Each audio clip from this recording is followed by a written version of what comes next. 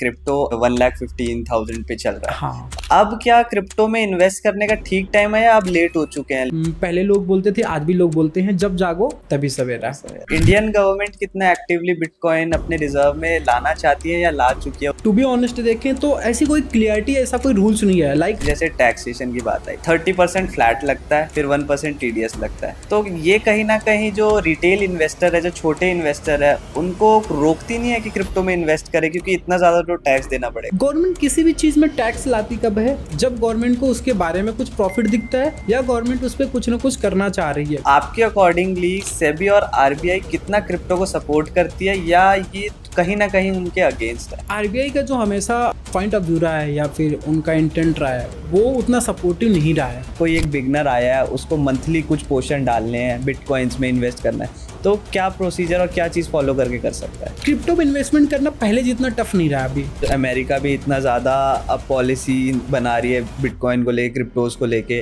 Then Pakistan भी उसके साथ साथ चल रहा है, भूटान भी आ रहा है, काफ़ी सारी कंट्रीज आ रही है। तो इसका इम्पैक्ट क्या पड़ सकता है हमारे क्रिप्टो मार्केट में? इसका बहुत बड़ा इम्पैक्ट ऑलरेडी स्टार्ट हो चुका है। तो इंडिया में क्या है कि यूएसडीटी अब बहुत एक्टिवली सर्कुलेट हो रहा है, तो क्या गवर्नमेंट इसके अगेंस्ट कोई स्ट्रिक्ट रूल भी ला सकती है अगर कोई मिसयूज कर रहा हो तो? गलत कामों में इस्तेमाल तो हर एक चीज हो रही है, इवन कैश भी हो रहा है, तो गवर्नमेंट उस पर बैन तो कर नहीं सकती, रेगुलेशन से ला सकती है। आपको क्या लगता है कि अगला करेक्शन बिटकॉइन में कब आ सकता है, और आएगा भी तो उसका रीजन क्या हो सकता है? ये आई थिंक बहुत टफ सवाल है। क्रिप्टो में कैसे लोग पैसे कमा सकते हैं, उसके कुछ इफेक्टिव वेज बता दो जो लीगलाइज दो। दो टाइप्स के लोग होते हैं। एक तो आप बोल सकते हैं प्रो ट्रेडर, जिनके लिए तो ज्यादा बोलने की जरूरत नहीं है। लोगों को ये लगता है ना कि जब मार्केट क्रैश होती है, अब वही हर्षद मेहता वाली सीन होती है, मार्केट क्रैश हो गया, सब बर्बाद हो गया, जब सब लोग इस टाइप में चिल्ला रहे हों, आई थिंक मेरे हिसाब से वो एक अच्छी अपॉर्चुनिटीज होती है। क्रिप्टो मार्केट में हमको एक टर्म सुनने में आता है, टोकनाइजेशन, तो आप एक्सप्लेन कर सकते हो ये क्या होता है?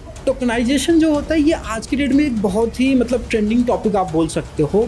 आपको एक डेवलपमेंट बताता हूँ, बहुत बड़ी डेवलपमेंट है। इंडियन मार्केट से भी निकल के बहुत सारे ट्रेडर्स हो या इन्वेस्टर्स हो क्रिप्टो की तरफ जा रहे हैं। इसका इंडियन मार्केट में जो इम्पैक्ट पड़ रहा है, ये इसको रोकने के लिए क्या गवर्नमेंट कुछ स्टेप्स ले सकती है क्रिप्टो के अगेंस्ट? कोई इंडिविजुअल ट्रेडर है या वो फ्रीडम है, जैसे ही रिस्ट्रिक्शंस एंड गाइडलाइंस आई, बहुत सारे अच्छे अच्छे ट्रेडर्स क्रिप्टो की तरफ मूव हो रहे हैं। क्रिप्टो की आजकल काफ़ी ज़्यादा वीडियोस जो हो रही है या इन्फ्लुएंसर हो रही है, उनकी वीडियोस टेक डाउन हो रही है। ऐसा लगता है कि क्रिप्टो को थोड़ा कहीं ना कहीं दबाना चाहते हैं। इसको आप कैसे टैकल करते हो? मेरा ये पॉइंट है कि अगर मान लो ये रियलिटी है, मुझे नहीं पता ये कितनी रियलिटी है, बट हाँ, हमारे बहुत सारे नोन हैं जिनको ये प्रॉब्लम फेस करने पड़ रही है कि क्रिप्टो वीडियोज डाउन हो रही हैं और चैनल्स पे प्रॉब्लम आ रही है। बट अगर ऐसी चीज़ें हो रही हैं तो आई थिंक मुझे लगता है कहीं ना कहीं हम पीछे जाने वाले हैं। Hello friends, welcome back to my new podcast. और आज का जो पॉडकास्ट है वो आप लोगों के लिए इतना ज़्यादा मोटिवेशनल होने वाला है, क्योंकि आज जो हमारे गेस्ट हैं उनकी जर्नी काफ़ी ज़्यादा मोटिवेशनल रही है और वो अब एक क्रिप्टो प्लेटफॉर्म की सीईओ भी है। So please welcome Umesh sir. Thanks भाई to inviting me here. And उम्मीद है कि आज हम लोग काफ़ी जो डाउट्स होते हैं लोगों के, उस पर हम चर्चा करेंगे और उसके बारे में आज क्लियरिटी होने वाली है। सो कैसे हो सर, लाइफ कैसे चल रही है?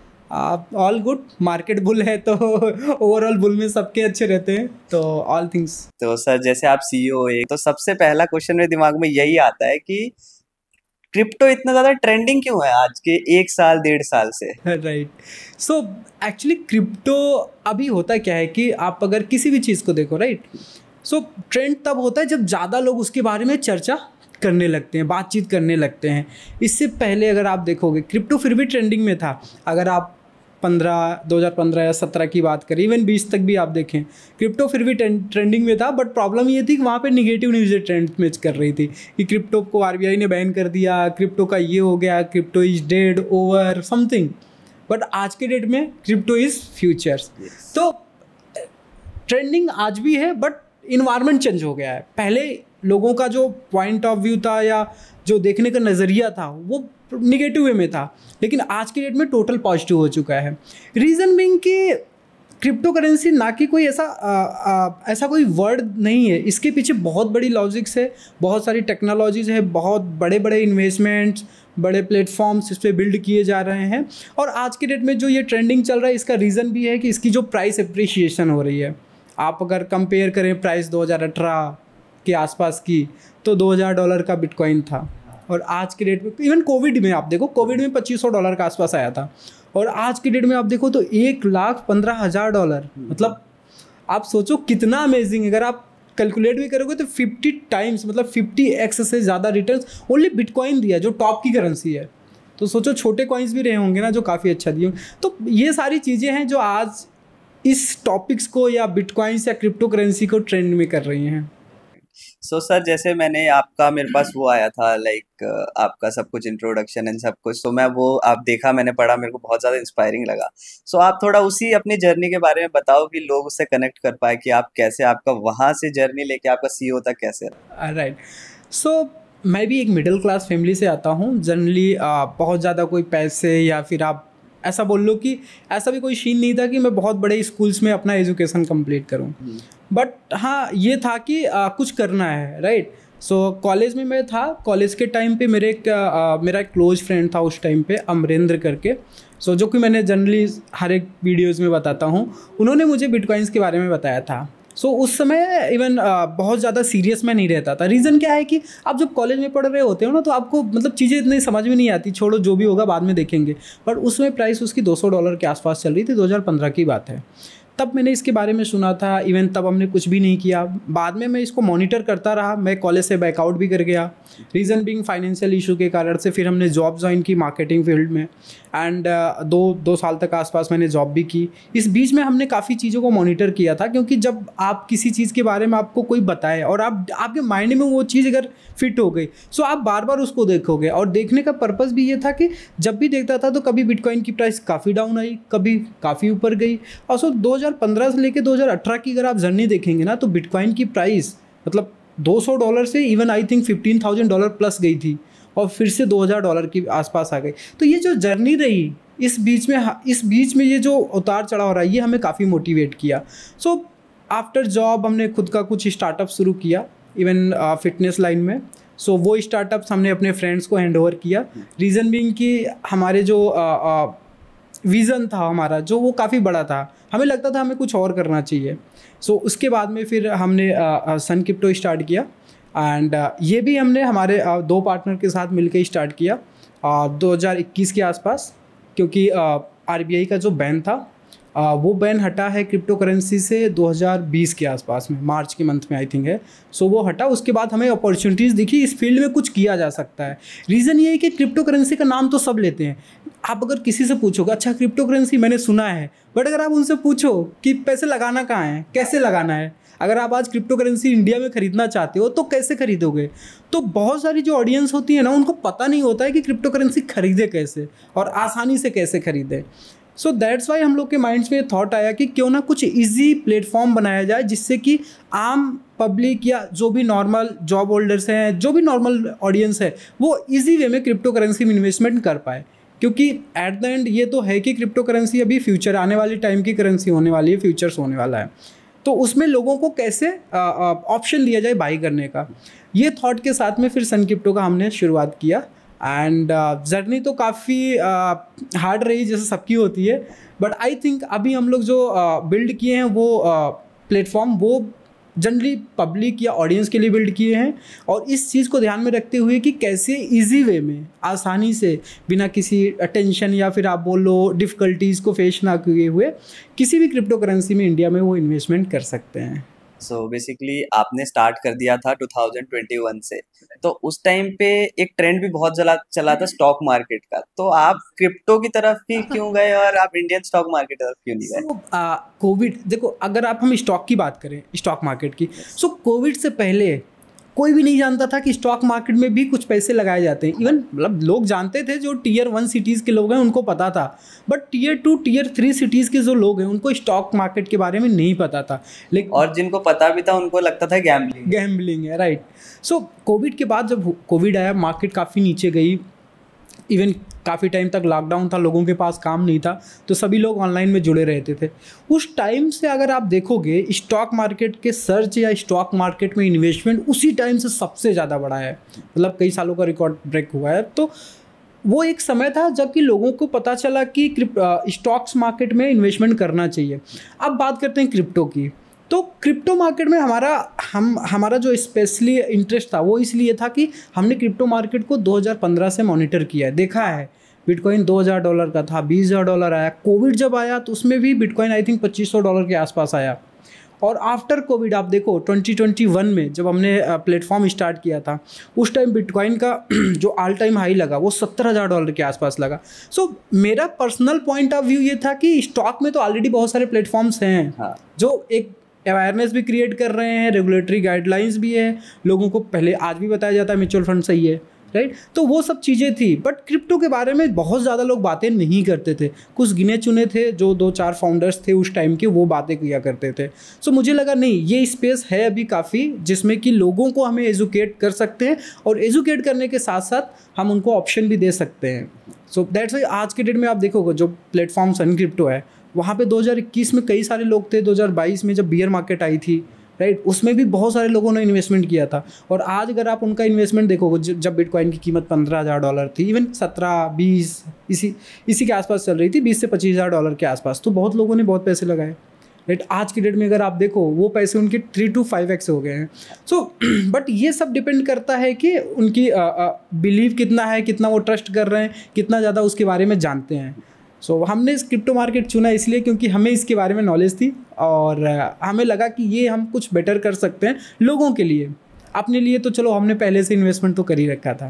सो जैसे क्रिप्टो अभी तो लाइक 1,15,000 पे चल रहा है, हाँ। अभी 8-9 मंथ पहले ही लाइक क्रिप्टो 99 समथिंग से नीचे आ गया था, हाँ, ठीक है। तो उसके बाद जो बुल रन आया है, अब क्या क्रिप्टो में इन्वेस्ट करने का ठीक टाइम है या अब लेट हो चुके हैं लोग? ये बहुत लोगों का क्वेश्चन रहता है, राइट।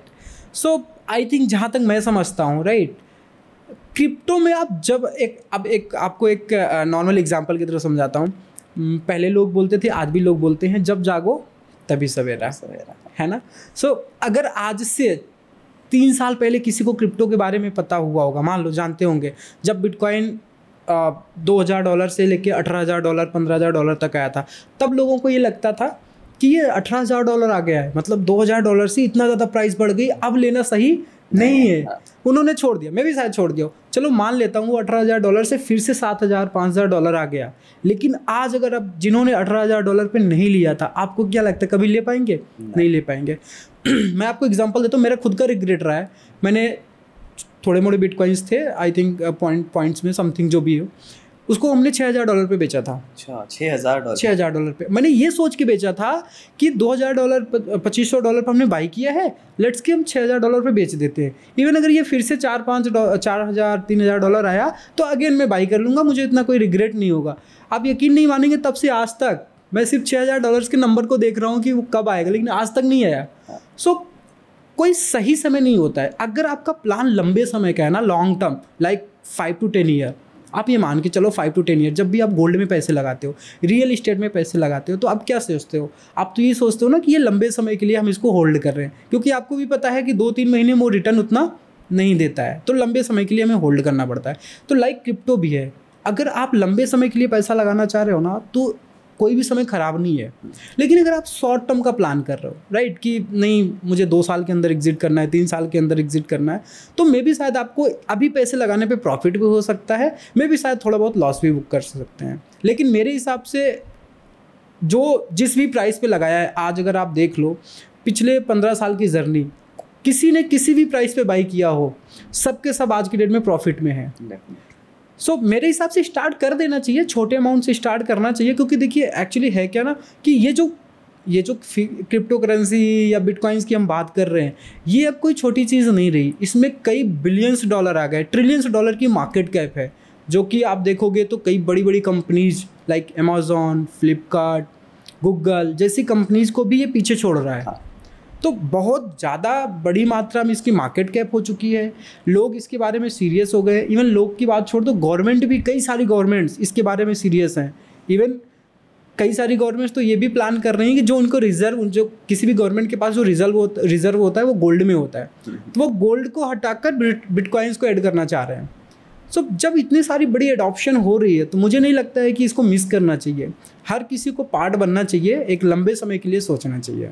सो जैसे आपने अभी रिजर्व की बात की, तो इंडियन गवर्नमेंट कितना एक्टिवली बिटकॉइन अपने रिजर्व में लाना चाहती है या ला चुकी है, उसके बारे में आप थोड़ा बताओ। सो इंडिया में क्या है ना, इंडिया में अभी तक अगर आप टू बी ऑनेस्ट देखें तो ऐसी कोई क्लियरिटी, ऐसा कोई रूल्स नहीं है। लाइक अगर आप स्टॉक्स में ट्रेड करते हो तो वहाँ पे रेगुलेटर सेबी है, सेबी रेगुलेट करता है, सेबी की गाइडलाइंस है क्या करना है क्या नहीं करना है। इन्वेस्टर प्रोटेक्शंस गाइडलाइंस हैं कि इन्वेस्टर अगर पैसे डाल रहे हैं तो उनके पैसे प्रोटेक्ट हैं या नहीं है। बट क्रिप्टो में अभी ऐसा नहीं है। बट क्रिप्टो में रिसेंटली में एक डेवलपमेंट हुई थी जिसमें कि उसमें बोला गया है कि जो भी क्रिप्टो एक्सचेंजेस इंडिया में काम करते हैं या काम करना चाहते हैं उनको FIU से रजिस्ट्रेशन लेना पड़ेगा। दैट मीन्स FIU की कुछ गाइडलाइंस है कि आपको डेटा कैसे मेंटेन करना है, KYCs कैसे करनी है, मतलब ओवरऑल एक गाइडलाइंस एस्टेब्लिश हुई। जहाँ पे हम पहले देखते थे 2017-18 की बात है, वहाँ पे बैन की बात होती थी, क्रिप्टो पे इन्वेस्टमेंट किया तो जेल हो जाएगी, बैन हो जाएगा समथिंग। लेकिन आज के डेट में गवर्नमेंट उस पर रूल्स रेगुलेशंस ला रही है धीरे धीरे। और अभी आप देखेंगे तो ये तो हो गया, एंड इवन टैक्स भी ले रही है गवर्नमेंट। आपको जितना भी प्रॉफिट होता है उस पर टैक्स भी आप दे रहे हैं, TDS भी दे रहे हैं। तो ओवरऑल इंडियन गवर्नमेंट ना धीरे धीरे करके इस फील्ड में पॉजिटिव थिंग्स कर रही है, पॉजिटिव चीज़ें ला रही है। इवन मुझे लगता है आज ज़्यादा टाइम नहीं है जब प्रॉपर गाइडलाइंस और रेगुलेशंस आ जाए या कोई रेगुलेटर आ जाए जो कि इसको प्रॉपर तरीके से मैनेज करे। अगर आज भी अगर कई लोगों को लगता होगा ना क्रिप्टो करेंसी में इन्वेस्टमेंट कर दिया तो क्या होगा, पैसे डूब गए या फिर कोई रेगुलेशंस है नहीं, कुछ गड़बड़ हो गया तो क्या हुआ, ऐसा नहीं है। आज से जो कई साल पहले लोगों ने भी ये सोचा था कि इसमें तो कुछ है ही नहीं, दम ही नहीं है, इसको तो छोड़ देते हैं, क्या भरोसा हमारा पैसा अभी ख़त्म हो जाए। लेकिन ऐसा नहीं हुआ। धीरे धीरे करके मार्केट बढ़ती गई, इसका एडॉप्शन बढ़ता गया, गवर्नमेंट भी इस चीज़ के बारे में अब सोचने लगी है। और मुझे लगता है इंडिया में वो दिन ज़्यादा दूर नहीं है जब इसकी रेगुलेशंस हो जाएगी या रेगुलेशंस और गाइडलाइंस आ जाएंगी प्रॉपर। जो चीज़ें आपने मेरे को अभी बताई, हमें इतनी सारी चीज़ें बताई, उसमें से 2-3 चीज़ें निकल के आई। सबसे पहले जैसे टैक्सेशन की बात आई, हाँ 30% फ्लैट लगता है, फिर 1% TDS लगता है। तो ये कहीं ना कहीं जो रिटेल इन्वेस्टर है, जो छोटे इन्वेस्टर है, उनको रोकती नहीं है कि क्रिप्टो में इन्वेस्ट करे, क्योंकि इतना ज़्यादा तो टैक्स देना पड़ेगा। राइट। सो देखो, इसको एक एग्जांपल के तौर पे मैं आपको समझाता हूँ। गवर्नमेंट किसी भी चीज़ में टैक्स लाती कब है? जब गवर्नमेंट को उसके बारे में कुछ प्रॉफिट दिखता है या गवर्नमेंट उस पर कुछ ना कुछ करना चाह रही है, बेटर कंट्रोल। लाइक आप अगर देख लो, अगर आप कोई इनलीगल एक्टिविटी करते हो, लाइक क्राइम आपने किया, तो गवर्नमेंट टैक्स लेगी। आपने क्राइम से पैसे कमाए तो गवर्नमेंट को मतलब नहीं है टैक्स से, वो आपको सीधा बंद करेगी, इवन या उसको बैन करेगी, राइट। बट अगर क्रिप्टो पे टैक्स ले रही है, दैट मीन्स कि ये है कि भाई अब बैन वाली सिचुएशन खत्म हो चुकी है, अब लीगलाइज होने का टाइम आ गया है। अब चलो मान लेता हूँ, अब टैक्स जो 30% है वो ज़्यादा है, राइट। इवन मैं भी कई बार बहुत सारी गवर्नमेंट्स मीटिंग्स में रहते हैं हम लोग, या हमारे और भी जो फाउंडर्स हैं वो सब इस चीज़ के बारे में डिस्कस करते हैं कि टैक्सेशन है थोड़ा ज़्यादा, बट ये जो 30% टैक्स है ना, ये इतना ज़्यादा बॉन्डिंग नहीं कर रहा है जितना कि TDS, राइट। बट मुझे ऐसा नहीं लगता है कि जो भी आपका TDS डिडक्ट होता है, जब भी कोई बाई करना चाहता है तो बाई पे TDS नहीं होता। अगर आप आज 2 लाख रुपए का बिटकॉइन बाई करना चाहते हो तो आप बिल्कुल बाई कर लो, कोई टैक्स वगैरह आपको नहीं पे करना है। लेकिन जब आप सेल करते हो और उस पर आप प्रॉफिट बना रहे हो तो आपको टैक्स देना पड़ता है। तो मुझे लगता है कि आई थिंक ये रूल्स ठीक है, 2-4 हैं ऐसे रूल्स या टैक्स गाइडलाइंस है जिसमें गवर्नमेंट को चेंजेस करने चाहिए, और मुझे लगता है होंगे चेंजेस। बट अभी रिसेंट में मिनिस्ट्री ऑफ फाइनेंस से भी अपडेट आया था कि अभी वो टैक्स में कोई चेंजेस के बारे में नहीं सोच रहे हैं। तो बट मुझे ऐसा लगता है ये होगा, थोड़ा टाइम टेकिंग होगा बट होगा। बट अब लोगों को इतना टेंशन लेने की बात नहीं है कि मैं इन्वेस्टमेंट कर रहा हूँ तो मेरे पैसे डूब जाएंगे या इनलीगल चीज़ें हैं, ऐसी चीज़ें नहीं है। तो जैसे आप बता रहे हो चेंजेस होने चाहिए, वो किस टाइप के चेंजेस है और कौन कौन से चेंजेस है जो आपके अकॉर्डिंगली होने चाहिए? मेरे हिसाब से देखिए, सबसे पहले जो TDS है, इस TDS को आई थिंक रिड्यूस करना चाहिए। रीज़न क्या होता है, एज अ इन्वेस्टर अगर आप इस मार्केट में इंटर कर रहे हो सो आपके लिए बेस्ट है। TDS कोई फ़र्क नहीं करता, क्योंकि आज आपने जो चीज़ बाई किया आप उसको 2 से 5 साल बाद बेचने वाले हो। तो उसमें 1% TDS कटा कोई मैटर नहीं करता, क्योंकि उस समय आप एक हैंडसम प्रॉफिट पे बैठे रहोगे, राइट। बट जो ट्रेडिंग वाली एक्टिविटीज़ है, लाइक जो इंट्राडे ट्रेड करते हैं, जो ट्रेडिंग करते हैं, एक दिन में मे बी शायद 10 ट्रेड्स लेते हैं, 10 to 20 ट्रेड्स एक दिन में ले रहे हैं, सो वहाँ पे उनके लिए प्रॉब्लम है। क्योंकि जब भी वो कोई बाई करते हैं, इवन सेल करते हैं, तो सेल के टाइम पे 1% TDS डिडक्ट होता है। आप भले ही उसको आप फाइलिंग के टाइम पे क्लेम करके अपने अकाउंट्स में वापस ले सकते हो, बट आपकी जो कैपिटल होती है ना वो लॉक होती चली जाती है। आप जितनी ज़्यादा ट्रेड्स ले रहे हो वो लॉक हो रही है। लेकिन अगर आप प्रॉफिट में ट्रेड ले रहे हो, लाइक आपने आज बाई किया समथिंग, आज की डेट में बाई किया, आप 2% का आपका प्रॉफिट हो गया, फिर आपने सेल कर दिया, तो चलो वो आपकी कैपिटल लॉक नहीं हो रही है। बट अगर आप लॉस या ब्रेक इवन पे आप क्लोज कर रहे हो कोई भी ट्रेड्स को, तो वहाँ पे इशू है। तो मुझे लगता है एक तो TDS पे काम करना चाहिए गवर्नमेंट को, थोड़ा सा रिड्यूस करना चाहिए, मे बी शायद 0.01 कर दे, 0.1 कर दे, फिर भी ये अफोर्डेबल रहेगा। सेकंड, जो लॉस होते हैं उसको सेट ऑफ करने की जो चीज़ें हैं, जैसे आपको कुछ प्रॉफिट हुआ एंड दूसरी एसेट्स में आपको लॉस हुआ, तो उसको सेट ऑफ जो करने का सीन है वो यहाँ पे अलाउ नहीं होता है, वो अलाउ होना चाहिए। ये दो चीज़ अगर अलाउ हो जाए तो 30% आई थिंक इनफ है, कोई इशू नहीं है उसमें। क्योंकि इवन आप देखो बहुत सारे और भी चीज़ें हैं जिसमें लगते हैं टैक्स, हायर टैक्सेस हैं, बट ये जो ब्रेक्स हमें, जो हमें ये बैरियर के रूप में काम कर रहे हैं, TDS और लॉस को सेट ऑफ ना करना, यही एक बैरियर्स हैं, और आई थिंक गवर्नमेंट इस पर सोचेगी। अभी हम बात भी कर रहे थे लाइक सेबी और RBI की। आपके अकॉर्डिंगली सेबी और RBI कितना क्रिप्टो को सपोर्ट करती है, या ये कहीं ना कहीं उनके अगेंस्ट है? RBI का जो हमेशा पॉइंट ऑफ व्यू रहा है या फिर उनका इंटेंट रहा है, वो उतना सपोर्टिव नहीं रहा है।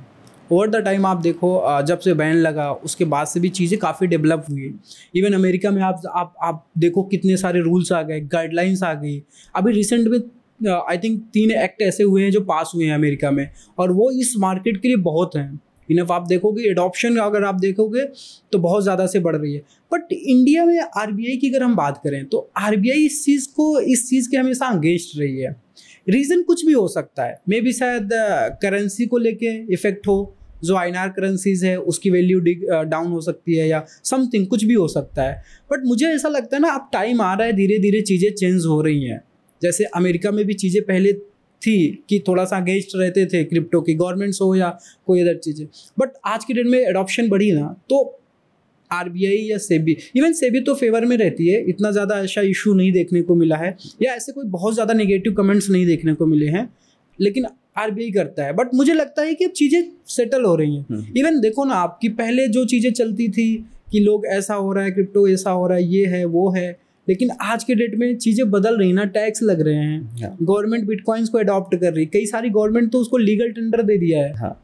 तो चीज़ें बदल रही हैं। बट इंडिया क्या है, इंडिया का अपना एक अलग रूल रेगुलेशंस होता है, इंडिया करती है चीज़ों को, बट इवन गवर्नमेंट या इंडियन गवर्नमेंट को सबसे पहले लोगों के बारे में सोचना पड़ता है कि इवन कोई ऐसी चीज़ ना हो जिससे कि लोग इम्पैक्टेड हों। सो गवर्नमेंट इस पर सोच रही है, इवन जल्दी होगा, मतलब मुझे ऐसा फील आता है कि आई थिंक बहुत जल्दी होगा, चीज़ें सेटल हो जाएंगी, इवन रेगुलेशंस आ जाएगा। जैसे अभी रिसेंट में एक क्वाइंस एक्ट करके एक पॉलिसी ड्रॉप्ट किया गया था, आई थिंक 1-2 कंपनीज मिलके उन्होंने ड्रॉप्ट किया था, जिसमें काफ़ी सारी चीज़ें क्लियरिटी थी कि कैसे रेगुलेट किया जा सकता है, कैसे हो सकता है। आई थिंक गवर्नमेंट उस पर कंसिडर कर रही होगी। जैसे अमेरिका की अभी बात कर रहे हैं, अमेरिका और इंडिया में ये टैरिफ का कुछ चल रहा है अभी। जैसे वो स्टॉक मार्केट को इम्पैक्ट तो करता है, क्या वो क्रिप्टो मार्केट को भी इम्पैक्ट करता है? आई डोंट थिंक कि वो करता होगा, बट आपका क्या कहना है? देखो, स्टॉक मार्केट में इसलिए इम्पैक्टेड होता है क्योंकि लॉट्स ऑफ थिंग्स हैं जो कि इंडिया और अमेरिका के बीच में इंपोर्ट एक्सपोर्ट का काम करती है। उसमें बहुत सारी कंपनीज इन्वॉल्व हैं जिनका बिजनेस ही इसी पे टिका हुआ है। जब ये टैरिफ इम्पोज होता है तो सबसे ज़्यादा इम्पैक्ट उन कंपनीज को आता है, और उससे रिलेटेड बहुत सारी कंपनीज होती हैं, राइट। आप किसी भी चीज़ का देख लो, आज आप किसी क्लॉथ्स की बात कर लो, कोई क्लॉथ्स बनाने वाली कंपनी है, राइट। उसके पास मटेरियल किसी और कंपनी से आ रहा होगा, किसी और कंपनी से, बहुत सारी कंपनियां कनेक्टेड होती हैं। तो जब एक कंपनी इम्पैक्ट होती है तो उससे रिलेटेड सारी कंपनियां इम्पैक्ट होती हैं। तो ये स्टॉक मार्केट पे इम्पैक्ट कर रहा है। लेकिन अगर क्रिप्टो की बात करें तो अगर आप देखो तो क्रिप्टो तो बॉर्डरलेस है, मतलब अगर आप देखो तो इसमें ऐसा कोई ज़्यादा इम्पैक्ट देखने को नहीं मिला है। इवन जब टैरिफ इम्पोज हुआ था तो थोड़ा बहुत इम्पैक्ट होता है, क्योंकि लोग मार्केट से एग्जिट करते हैं, या थोड़ा सा सेंटीमेंट, जैसे आप इतने दिन से देख रहे हैं मार्केट को, तो डेफिनेटली आपको भी आइडिया होगा कि ये जो टोटल चलती है चीज़ें सेंटीमेंट पे चलती हैं। लोगों का सेंटीमेंट अगर थोड़ा सा निगेटिव आता है तो मार्केट ऑटोमेटिक निगेटिव आ जाती है, क्योंकि लोग सेलिंग वहाँ पे स्टार्ट कर देते हैं। बट मुझे नहीं लगता है कि ये टैरिफ बहुत ज़्यादा इम्पैक्ट करने वाली है क्रिप्टो मार्केट में, तो इसका बहुत ज़्यादा इम्पैक्ट कुछ देखने वाला नहीं है। सर अब थोड़ा ना हम सन क्रिप्टो की बात करते हैं। इतने सारे इंडिया में लाइक प्लेटफॉर्म्स है जो काफ़ी टाइम से वर्क कर रहे हैं। कैसे सन क्रिप्टो, उसमें क्या यूनिक एक चीज़ है जो सन क्रिप्टो के पास है? टू बी ऑनेस्ट अगर बताएं तो यूनिक चीज़ अगर होती है तो यूनिक तो बहुत सारी चीज़ें हैं जो सन क्रिप्टो में अलग हैं, बट हम उसको क्लेम नहीं कर सकते कि ये यूनिक है। लाइक आज के डेट में आप एक ही सेगमेंट की बहुत सारी कंपनीज देखते हैं। लाइक अगर हम नाम ले लेते हैं जस्ट कि अगर आप ओला को देखोगे, उबर को देखोगे, तो दोनों सेम काम करती हैं। नथिंग कि उसमें कुछ ऐसा नहीं है कि यूनिक चीज़ें, दोनों सेम काम करती हैं। सर्विस कोई अच्छा, सर्विस मैटर करती है, राइट। सो अगर हम सन क्रिप्टो की बात करें, इंडिया में देखो बहुत लोग आज भी इन्वेस्टमेंट, जैसे हमने पहले डिस्कस किया, इन्वेस्टमेंट तो लोग करना चाहते हैं, बट वो थोड़ा सा उनको कंसर्न रहता है कि कौन सा प्लेटफॉर्म चूज करें, कहाँ पे हमारे एसेट्स सेफ हैं। अगर वो 1 लाख 10 लाख 1000 रुपीज़ के भी बिटकॉइंस बाई कर रहे हैं या कोई भी क्रिप्टो बाई कर रहे हैं तो सेफ कहाँ पे है। इसके लिए मैं 2-3 पॉइंट बताता हूँ जो लोगों को कंसीडर करना चाहिए। बाद में तो सन क्रिप्टो की बात हम कर लेंगे, बट लोगों के जानकारी हम पहले एक बार दे देते हैं कि अगर कोई प्लेटफॉर्म अगर वो चूज कर रहे हैं ना, तो उनको 2-3-4 बातों का ध्यान देना पड़ेगा। वो ये है कि फर्स्ट थिंग्स कि जिस भी प्लेटफॉर्म को आप चूज कर रहे हो, सबसे पहले आप ये देखो कि उस प्लेटफॉर्म की कोई मंथली मेंटेनेंस फी तो नहीं है। मैं इसकी बात इसलिए बोल रहा हूँ कि लेट्स एग्जाम्पल एक इन्वेस्टर है, उनके पास सिर्फ 1000-2000 रुपीज़ का बिटकॉइन बाई करना चाहते हैं, उन्होंने बाई कर लिया। अब उनका जो गोल है ये है कि हम चलो इसको 2 से 3 साल तक होल्ड करना चाहते हैं। सो अगर वो होल्ड कर रहे हैं, उन्होंने कोई ट्रेडिंग नहीं की उस बीच में, तो कई सारे प्लेटफॉर्म्स ऐसे होते हैं जो मंथली फ़ी आपसे चार्ज करते हैं। दैट मीन्स 2000 का बिटकॉइन उन्होंने बाई किया, अब प्लेटफॉर्म बोल रहे हैं 500 रुपये मंथली फ़ी हमें चाहिए, अकाउंट मेंटेनेंस फी। सो तो उनका जो 2000 का बिटकॉइन है वो से 4 से 5 महीने में वो तो जीरो हो गया, पूरा पोर्टफोलियो खत्म। सो उनको इन्वेस्टमेंट करने का क्या सेंस हुआ, कुछ नहीं। तो सबसे पहले इस चीज़ को देखना पड़ेगा कि कोई प्लेटफॉर्म्स अगर इंडिया में मंथली मेंटेनेंस अकाउंट मेंटेनेंस फी नहीं चार्ज कर रहा है, एक तो वो चीज़ हो गई। लाइक सन क्रिप्टो की अगर हम बात करें तो इवन सिंगल रुपए भी कभी लोगों का किसी मेंटेनेंस या इस सब चीज़ों के ऊपर से चार्ज नहीं करते हैं, क्योंकि हमारा इंटेंट ये है कि एज अ ज़्यादा से ज़्यादा लोगों को हम सिर्फ प्लेटफॉर्म दे पाए जहाँ पे वो इन्वेस्टमेंट कर पाए, और वो इन्वेस्टमेंट एक लॉन्ग टर्म के हिसाब से सोचें, ना कि शॉर्ट टर्म एंड इवन ये मेंटेनेंस फी लगा के उनके पोर्टफोलियो को डाउन करना, ऐसी चीज़ें नहीं। फर्स्ट थिंग तो ये हो गया।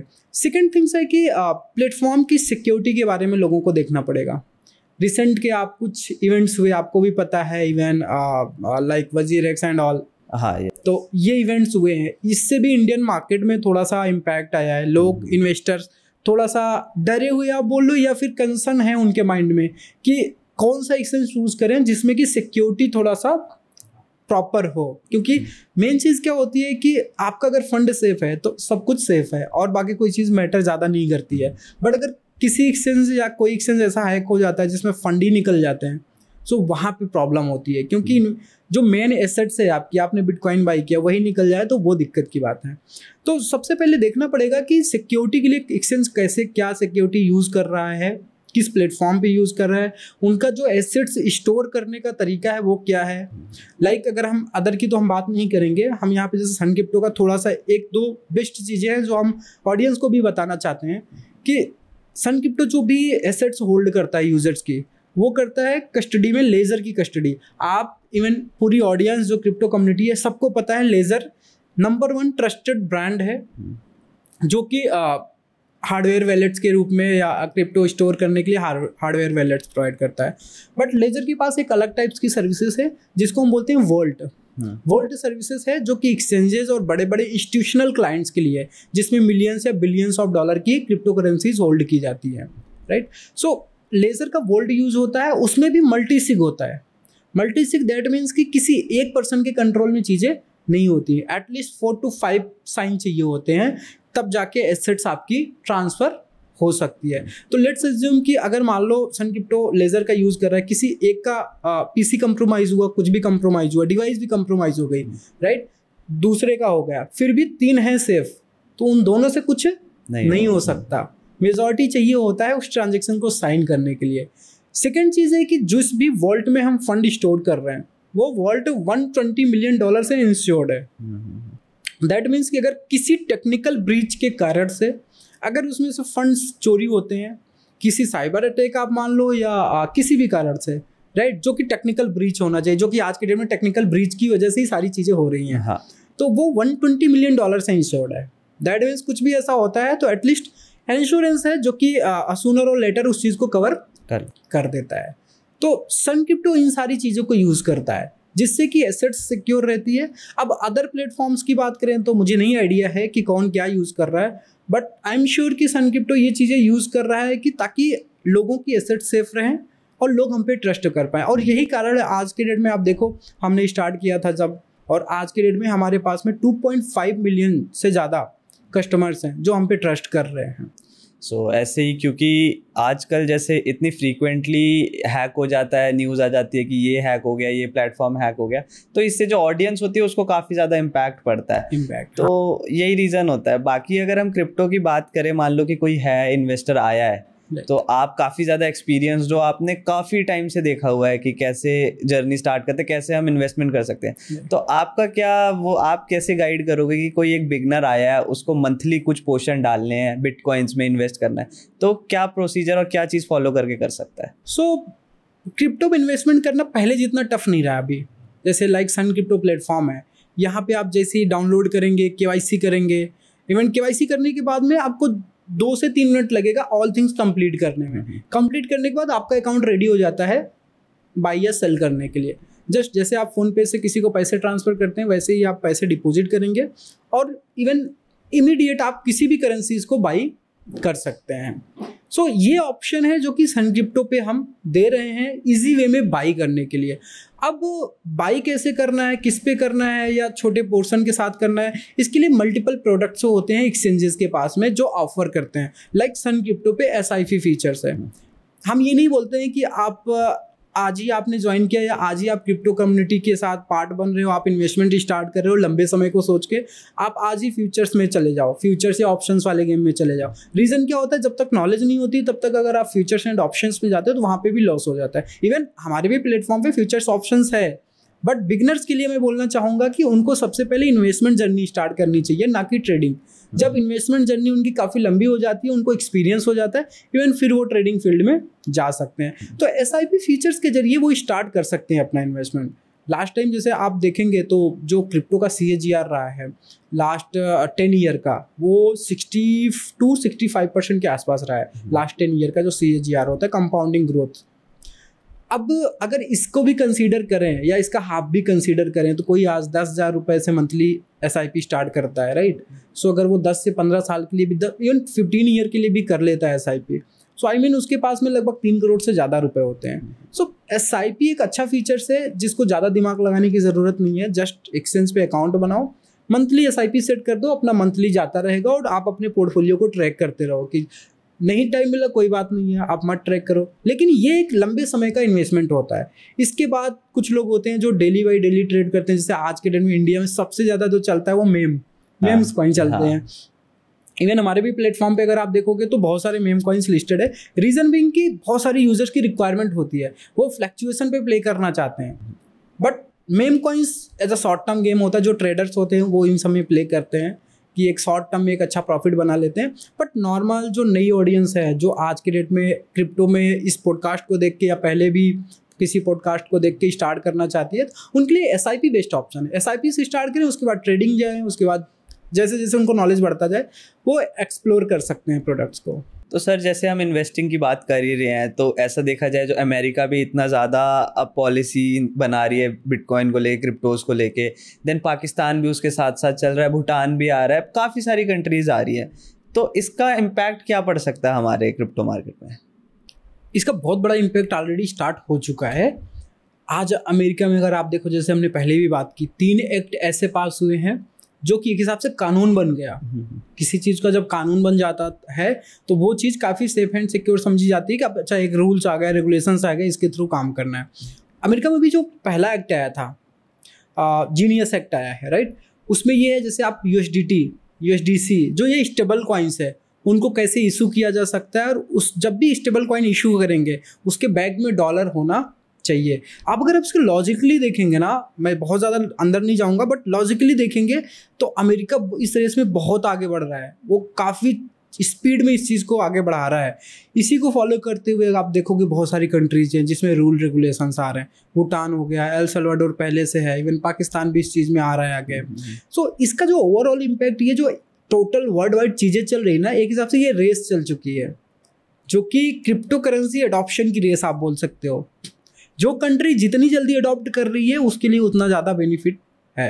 इवन आज आप देखो अमेरिका में अडॉप्शन हुई, अमेरिका में 2-3 ऐसी कंपनीज हैं जो कि आज की डेट में बिटकॉइन होल्ड कर रही है बहुत बड़ी मात्रा में। आपने भी देखा है माइक्रो स्ट्रेटजी कंपनी है, 6 लाख से ज़्यादा की बिटकॉइंस, 6 नंबर्स की बात करें 6 लाख बिटकॉइन उसके पास हैं। ब्लैक रॉक लाखों बिटकॉइंस लेके बैठा है, फंड मैनेजर है जो सबसे बड़ा। इवन जियो और ब्लैक रॉक की पार्टनरशिप इंडिया में भी हुई है, राइट। सो ऐसे बड़ी बड़ी इंस्टीट्यूशंस आज अमेरिका में बिटकॉइंस को होल्ड कर रही हैं। इवन गवर्नमेंट भी इस चीज़ को सपोर्ट कर रही है, बहुत सारी कंट्रीज। तो अब ये रेस चल रही है, जो कंट्री जितना ज़्यादा मतलब जितनी फास्ट इस चीज़ पे मूव कर रही है उसको उतना ज़्यादा बेनिफिट यहाँ पे होने वाला है। सो मुझे लगता है इसका अल्टीमेट जो बेनिफिट होने वाला है ना, वो जो लोग आज से 2 साल पहले, 1 साल पहले, इवन 6 महीने पहले भी बाई करके बैठे हैं, उनको सबसे ज़्यादा होने वाला है। रीज़न बताता हूँ, जैसे जैसे अडॉप्शन बढ़ेगी, जैसे अमेरिका में हो गया, तो अमेरिका में सभी लोग इन्वेस्टमेंट कर सकते हैं, ट्रेडिंग कर सकते हैं, इन्वेस्टमेंट कर सकते हैं। इवन आने वाले टाइम में मे बी चाइना भी कर दे, क्योंकि हर कोई इस रेस में आगे जाना चाहता है। पहले जो रहता था चाइना न्यूज़ फैलाता था कि बैन कर रहे हैं, ये कर रहे हैं, बट रियलिटी कुछ और है। अब इस रेस में हर कोई आगे बढ़ना चाहता है। तो जैसे जैसे कंट्रीज अडॉप्ट करेंगी, लोगों को एक्सेस मिलेगा इन्वेस्टमेंट करने का। जब लोगों का पैसा बल्क में मार्केट में इन्वेस्टमेंट होता है, आता है, तो अल्टीमेट प्राइस तो बढ़ती है। इवन आप गोल्ड देख लो, सिल्वर देख लो, स्टॉक्स देख लो, ये तभी बढ़ते हैं ना जब लोगों का पैसा आता है। तो जैसे जैसे ये कंट्रीज अडॉप्ट कर रही हैं वैसे वैसे लोगों का इन्वेस्टमेंट आ रहा है। तो हमें आज ही से शुरू कर देना चाहिए, मुझे ऐसा लगता है। जैसे तो आप बता सकते हो कि सबसे ज्यादा बिटकॉइन कौन होल्ड करता है और इंडिया कितना % या कितना अमाउंट का बिटकॉइन होल्ड कर रहा है? राइट। सो अभी 2-3 दिन पहले एक रिपोर्ट आई थी, आई थिंक, जिसमें अमेरिका सबसे टॉप में है, राइट। अमेरिका के पास सबसे ज्यादा बिटकॉइंस होल्ड कर रहा है अमेरिका, टोटल सप्लाई का। सेकेंड नंबर में अगर कोई कंट्री है सो वो है इंडिया। अच्छा, आप देखो कि सबसे फर्स्ट पे अमेरिका आ रहा है, उसके बाद इंडिया आ रहा है। क्रिप्टो एडॉप्शन के भी मामले में अगर आप देखो, इवन होल्डिंग्स के मामले में देखो। और ये जो इंडिया में जो होल्डिंग्स है वो किसी बड़ी कंपनीज के पास नहीं है। लाइक अमेरिका के पास माइक्रो स्ट्रेटजी है, ब्लैक रॉक है, इनके पास बिटकॉइन ज़्यादा है। बट इंडिया में जो बिटकॉइंस है वो रिटेल्स, छोटे इन्वेस्टर्स, HNIs, इनके पास में है। सो इंडिया सेकेंड नंबर पे आ रहा है। आई थिंक, मुझे नहीं लगता है कि, मतलब मुझे ऐसा लगता है कि ये सारी चीज़ें जो इतनी बड़ी डेवलपमेंट हो रही, और इंडिया के लिए एक बहुत बड़ी बात है। आप सोचो कि बिटकॉइंस की सप्लाई कितनी है, मार्केट कैप कितनी है, आप देखो कितने ट्रिलियंस की मार्केट कैप है, और उस मार्केट कैप में इंडिया सेकंड रैंक पे आ रहा है। दैट मीन्स आई थिंक मेरे हिसाब से बहुत हैवी मात्रा में इन्वेस्टर्स, इवन ट्रेडर्स, इन्वेस्टर्स, सब पार्ट हैं इस चीज़ का। तो मुझे लगता है ये सारी न्यूज़ के बाद में गवर्नमेंट भी इस पे थिंक करेगी डेफिनेटली। तो अब थोड़ी जैसे USDT वगैरह की हम बात कर रहे थे अभी थोड़ी देर पहले, तो इंडिया में क्या है कि USDT अब बहुत एक्टिवली सर्कुलेट हो रहा है। हाँ, तो क्या गवर्नमेंट इसके अगेंस्ट कोई स्ट्रिक्ट रूल भी ला सकती है अगर कोई मिसयूज कर रहा हो तो? अगर हम USDT की बात करें तो बहुत सारे चैनल्स हैं, लोग अलग अलग तरीके से इसको देखते हैं। कुछ लोग तो देखते हैं कि लाइक डॉलर, राइट, $1 = 1 USDT होता है। उस विहार पे देखते हैं। बट मुझे ऐसा लगता है ना कि गलत कामों में इस्तेमाल तो हर एक चीज़ हो रही है, इवन कैश भी हो रहा है, तो गवर्नमेंट उस पर बैन तो कर नहीं सकती, रेगुलेशंस ला सकती है। आई थिंक इंडिया में जो सबसे ज़्यादा अभी आप देखोगे एक्सचेंजेस पे भी, इंडिया के एक्सचेंजेस पे अगर सबसे ज़्यादा किसी चीज़ का वैल्यूम होता है तो वो होता है USDT का। लेकिन इसका पीछे रीज़न भी है। लोग क्या करते हैं, USDT को बाई करके एंड देन उस मार्केट में जो ट्रेडर्स एंड ऑल हैं वो उस फील्ड में जाते हैं। बट अगर आप दूसरे हैंड में देखो तो इसका मिसयूज़ भी कहीं ना कहीं लोग करते हैं। कई सारे लोग कैश ट्रांजेक्शन्स इन सब में करते हैं, राइट। बट मुझे ऐसा नहीं लगता है कि इस चीज़ पे कोई स्पेसिफिक बहुत ज़्यादा रिस्ट्रिक्शंस आएंगे। रूल्स आ सकते हैं कि आप इसको रेगुलेटेड एक्सचेंजेस के थ्रू डील कर सकते हो, राइट, और भी बहुत सारी गाइडलाइंस आ सकती हैं इस पर। बट ऐसा नहीं लगता कि बहुत ज़्यादा रिस्ट्रिक्शंस आएगी, क्योंकि ऑलरेडी सबसे ज़्यादा अडॉप्शन, अगर आप मार्केट कैप भी देखें तो USDT की मार्केट कैप आई थिंक कई बिलियंस डॉलर में है, मतलब मल्टीपल बिलियंस है। तो इंडिया में भी इसका सबसे ज़्यादा अडॉप्शन है। तो मुझे नहीं लगता है ऐसा चीज़ें बहुत ज़्यादा रिस्ट्रिक्शंस आएंगी, गाइडलाइन आ सकती हैं। जैसे क्रिप्टो काफ़ी टाइम से अब बुल रन पे है, लाइक ऑल टाइम हाई लगाया, अभी जस्ट कुछ दिन पहले ही ऑल टाइम हाई लगाया था। तो आपको क्या लगता है कि अगला करेक्शन बिटकॉइन में कब आ सकता है, और आएगा भी तो उसका रीज़न क्या हो सकता है? सो परफेक्ट, ये आई थिंक बहुत टफ सवाल है क्योंकि ऐसा प्रेडिक्ट करना थोड़ा सा मुश्किल होता है, बट ठीक है, मैं एज अपने एक्सपीरियंस के तौर पे थोड़ा सा बताता हूँ। मैं भी शायद पॉसिबल ये हो सकता है, इवन इससे थोड़ा बहुत प्लस माइनस भी हो सकता है। सो अगला करेक्शन जहाँ तक मैं देख रहा हूँ ना, अभी कुछ टाइम तक तो नहीं आने वाला। टाइम इन द सेंस कि एटलीस्ट 3 to 5 मंथ मुझे नहीं लगता है कि बहुत बड़ा करेक्शन आएगा। मे भी करेक्शन आ सकता है, 10 से 20% करेक्शन नॉर्मल सी बात होती है क्रिप्टो मार्केट में। 2 दिन के अंदर 20% का करेक्शन आता है बिटकॉइन जैसी करेंसीज में। न्यूज़ आ जाते हैं कि इतना ब्लड आउट हो गया, इतना सब कुछ हो गया, ऐसे वाइप आउट हो गए, इतने इन्वेस्टर लॉस में चले गए, समथिंग बहुत सारी न्यूज़ आती है। और ये न्यूज़ तो और भी मज़ेदार तब बनती है जब एक डंप और लेता है बिटकॉइन, राइट। 10 to 20% डाउन है, अगेन 5% डाउन है, तो ये सारी न्यूज़ बनती है। तो ये चीज़ें हो सकती हैं, राइट। बट जो बियर साइकिल है ना, बियर साइकिल जिसको हम बोल सकते हैं कि कुछ सालों तक रहता है। हम लोग सोचते हैं ना बियर साइकिल में चलो छोड़ के अब साइड हो जाते हैं, बुल में ध्यान देते हैं, लेकिन जो असली मजा आता है वो बियर में आता है, क्योंकि आप अच्छे चीपेस्ट रेट में एक अच्छी क्रिप्टो करेंसीज को बाई कर सकते हो। तो ये जो दौर आने वाला है, आई थिंक ये 2025 जो चल रहा है, ये तो आई थिंक बुलिश ही रहेगा, क्योंकि इतनी सारी अडॉप्शंस चीज़ें बढ़ रही है। अभी तो ओनली अमेरिका इन्वॉल्व हुआ है, बहुत सारी कंट्रीज प्लान कर रही हैं, उनकी रेगुलेशंस, उसके पेपर्स एंड ऑल थिंग्स अभी ये इन प्रोसेस में। जैसे जैसे रेगुलेशंस बढ़ेगी तो ये अडॉप्शन बढ़ेगी, इवन इसमें काफ़ी ज़्यादा मतलब इन्फ्लो आने वाला है। अब बियर की बात करें तो आफ्टर 6 मंथ आई थिंक मुझे लगता है 2026 का फर्स्ट क्वार्टर, हाँ मे बी फर्स्ट क्वार्टर या सेकेंड क्वार्टर के आसपास प्रॉफिट बुकिंग हो सकता है। हाँ, प्रॉफिट बुकिंग आप बोल सकते हो। और आने वाला मतलब 26-27 के आसपास अगर आप देखोगे तो एक अच्छी बाइंग अपॉर्चुनिटीज़ आपको मिल सकती है। जैसे बाइंग अपॉर्चुनिटीज़ आप कह रहे हो, तो लोग को पैसे कमाने जाना होगा, तो क्रिप्टो में कैसे लोग पैसे कमा सकते हैं, उसके कुछ इफेक्टिव वेज बता दो जो लीगलाइज दो। ओके, ठीक है चलो इस पे हम बात करते हैं। सो 2 टाइप्स के लोग होते हैं। एक तो आप बोल सकते हैं प्रो ट्रेडर, जिनके लिए तो ज़्यादा बोलने की ज़रूरत नहीं है, उनको पता होता है चीज़ें। मार्केट मोमेंट पे वो बहुत टाइप्स की ट्रेड लेते हैं, स्कैल्पिंग कर लेते हैं, इवन फ्यूचर ट्रेड में लेवरेज करके ट्रेड कर लेते हैं, इवन स्पॉट में भी कई सारे लोग कर लेते हैं। सो उनके लिए तो नहीं है ज़्यादा इशू। प्रॉब्लम ये है कि जो नई ऑडियंस है, जो लोग आज क्रिप्टो में ट्रेड करना चाहते हैं, इन्वेस्टमेंट करना चाहते हैं, उनके लिए पैसे कमाने के लिए अगर वो देख रहे हैं, तो देखो जैसे मैंने पहले ही डिस्कस किया, आप शॉर्ट टर्म में मत देखो, आप लॉन्ग टर्म में देखो। शॉर्ट टर्म में देखना है तो आप ट्रेडिंग्स में आ जाओ, अच्छी से ट्रेडिंग सेटअप करो और डेली का आप एक हैंडसम प्रॉफिट निकाल सकते हो। रीज़न कि क्रिप्टो करेंसी का कोई टाइम नहीं होता, ये 24/7 करता है काम।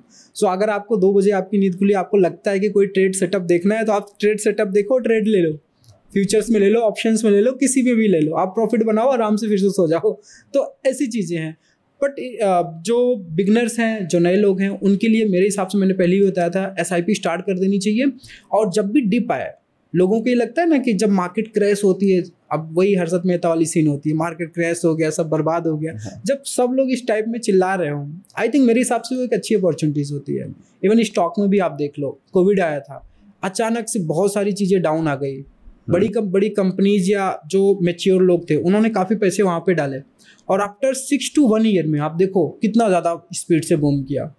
तो सेम लाइक क्रिप्टो मार्केट में भी है, जब बियर मार्केट आए तो आप अच्छी पोजीशंस, अच्छी बाइंग बना सकते हो।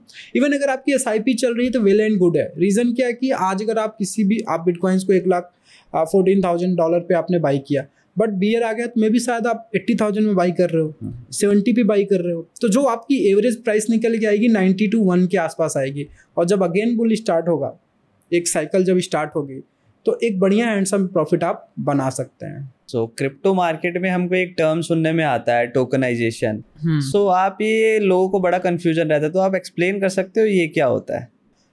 टोकनाइजेशन जो होता है, ये आज की डेट में एक बहुत ही मतलब ट्रेंडिंग टॉपिक आप बोल सकते हो। आपको एक डेवलपमेंट बताता हूँ, बहुत बड़ी डेवलपमेंट है, और मुझे लगता है कि ये डेवलपमेंट अमेरिका ने सबसे पहले किया, और इसका सबसे बड़ा फायदा जो होने वाला है अमेरिका को होने वाला। चलो एक एग्जांपल से आप समझते हैं इस चीज़ को, और ऑडियंस भी समझ जाएगी आई थिंक। अगर हमें स्टॉक मार्केट में ट्रेड करना है, हमारे पास टाइम है Monday to Friday 7 to I think 4 PM, 9 to 4 PM, सुबह 9 बजे से शाम के 4 बजे, इस बीच में ट्रेड करोगे, बाकी दिन मार्केट स्टॉप है, राइट। लेकिन जो टोकनाइजेशन होता है, अभी अमेरिका के अंदर एक और भी रूल आया है कि जो भी कंपनीज स्टॉक एक्सचेंज पे लिस्टेड हैं उनके स्टॉक्स को टोकनाइज किया जा रहा है।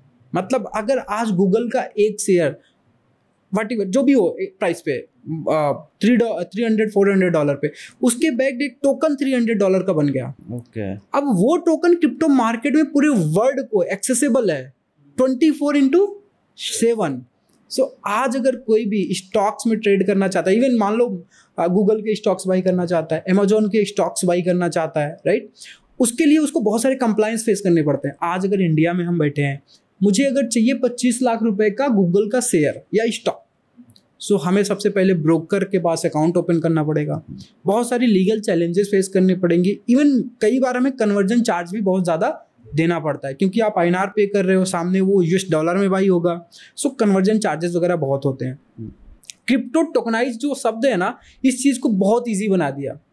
आज आप इंडिया में बैठे बैठे आप 10 लाख का या 10 करोड़ का भी अगर गूगल के स्टॉक्स को बाई करना चाहते हो तो इजिली आप बाई कर सकते हैं। लाइक ये रिफ्लेक्ट करता है उस स्टॉक को क्रिप्टो में। एग्जैक्टली। मैं आप कॉइन मार्केट कैप पे जाना, एक्स स्टॉक्स डालना, जैसे गूगल का है ना, तो आई थिंक गूगल एक्स करके है इसका स्टॉक्स, उसका साफ साफ गाइडलाइंस है कि जो ये स्टॉक्स है ये 1:1 बैग्ड है। जो ये टोकन है, आप गूगल स्टॉक एक्स टोकन्स है जो भी, वो एक टोकन से एक स्टॉक से बैक है। ओके। सो लाइक अब हुआ क्या, अमेरिका के जितना भी स्टॉक एक्सचेंज है उसका एक्सपोजर पूरी दुनिया को मिल गया 24/7। अब आज अगर इंडिया से बहुत सारे HNIs हैं या बड़ी कंपनीज हैं जो कि इन्वेस्टमेंट करना चाहती थी बट कर नहीं पा रही हैं, बट आप क्रिप्टो के थ्रू क्या होगा, इजी हो जाएगा, आपको प्राइस एक्सपोजर अच्छा मिल जाता है, मतलब प्राइस जो भी प्राइस एप्रिसिएशन होती है वो मिलता है। हाँ, हालांकि अगर आप टोकनाइज एसेट्स जब बाई कर रहे हो, चाहे गूगल का हो या अमेजोन का या किसी का हो, तो आपको वोटिंग राइट्स नहीं होते हैं, बाकी सारी चीज़ें आपको मिलती हैं। तो मेरे हिसाब से ये अमेरिका ने जो मूव लिया है ना, मतलब आई थिंक अमेजिंग है। अभी तो हम सिर्फ क्रिप्टो के बारे में सोच रहे हैं कि इसको रेगुलेशन में लाया जाए, कैसे लाया जाए। अमेरिका इन सब चीज़ों को क्रॉस करके कहीं आगे निकल चुका है। हालांकि अमेरिका और इंडिया के बीच कुछ टैरिफ वाली चीज़ें चल रही हैं, बट मुझे नहीं लगता ये सारी चीज़ें शॉर्ट टर्म का है, ये सारी रिजॉल्व हो जाएंगी। और मुझे लगता है अमेरिका से कुछ ना कुछ चीज़ें तो हर कंट्रीज को सीखना चाहिए। और आप इसके बारे में देखना, इवन ऑडियंस को बोलूँगा हम कि इस चीज़ के बारे में देखें, ये बहुत अच्छी चीज़ है। इवन मतलब टोकनाइज तो ये तो चलो स्टॉक की बात हो गई, अब प्रॉपर्टीज़ की बात कर लेते हैं। दुबई में बहुत बड़ी बड़ी रियल इस्टेट बिल्डर्स हैं, राइट, जो बिल्ड करते हैं बड़ी बड़ी प्रॉपर्टीज़। अगर अब आपके पास में लेट्स एग्जांपल कि आपको दुबई में प्रॉपर्टी खरीदनी है तो 4 से 5 करोड़ तो मिनिमम होने चाहिए। अगर आपके पास इतने नहीं है तो जो प्रॉपर्टीज़ है वो टोकनाइज हो चुकी है। दैट मीन्स अगर आप टोकन बाई कर रहे हो कि आप रियल ऑनर हो उस प्रॉपर्टी के, तो आज अगर आपने कुछ भी एक प्रॉपर्टी है, लेट्स एग्जांपल 500 करोड़ का प्रॉपर्टी है, उसमें 500 इवन मान लो 5000 या समथिंग टोकन इशू हो गए उस प्रॉपर्टी के बैक। सो उस प्रॉपर्टी की जितनी प्राइस बढ़ेगी वो टोकन की प्राइस ऑटोमेटिक बढ़ेगी। और आज अगर आपके पास 10 लाख रुपए है तो 500 करोड़ की जो प्रॉपर्टी है उसके पार्ट में आप 10 लाख का पार्ट बन सकते हो, मतलब 10 लाख का बाई कर सकते हो। सो अभी तक तो स्टॉक हुए, अब प्रॉपर्टीज भी टोकनाइज हो रही हैं।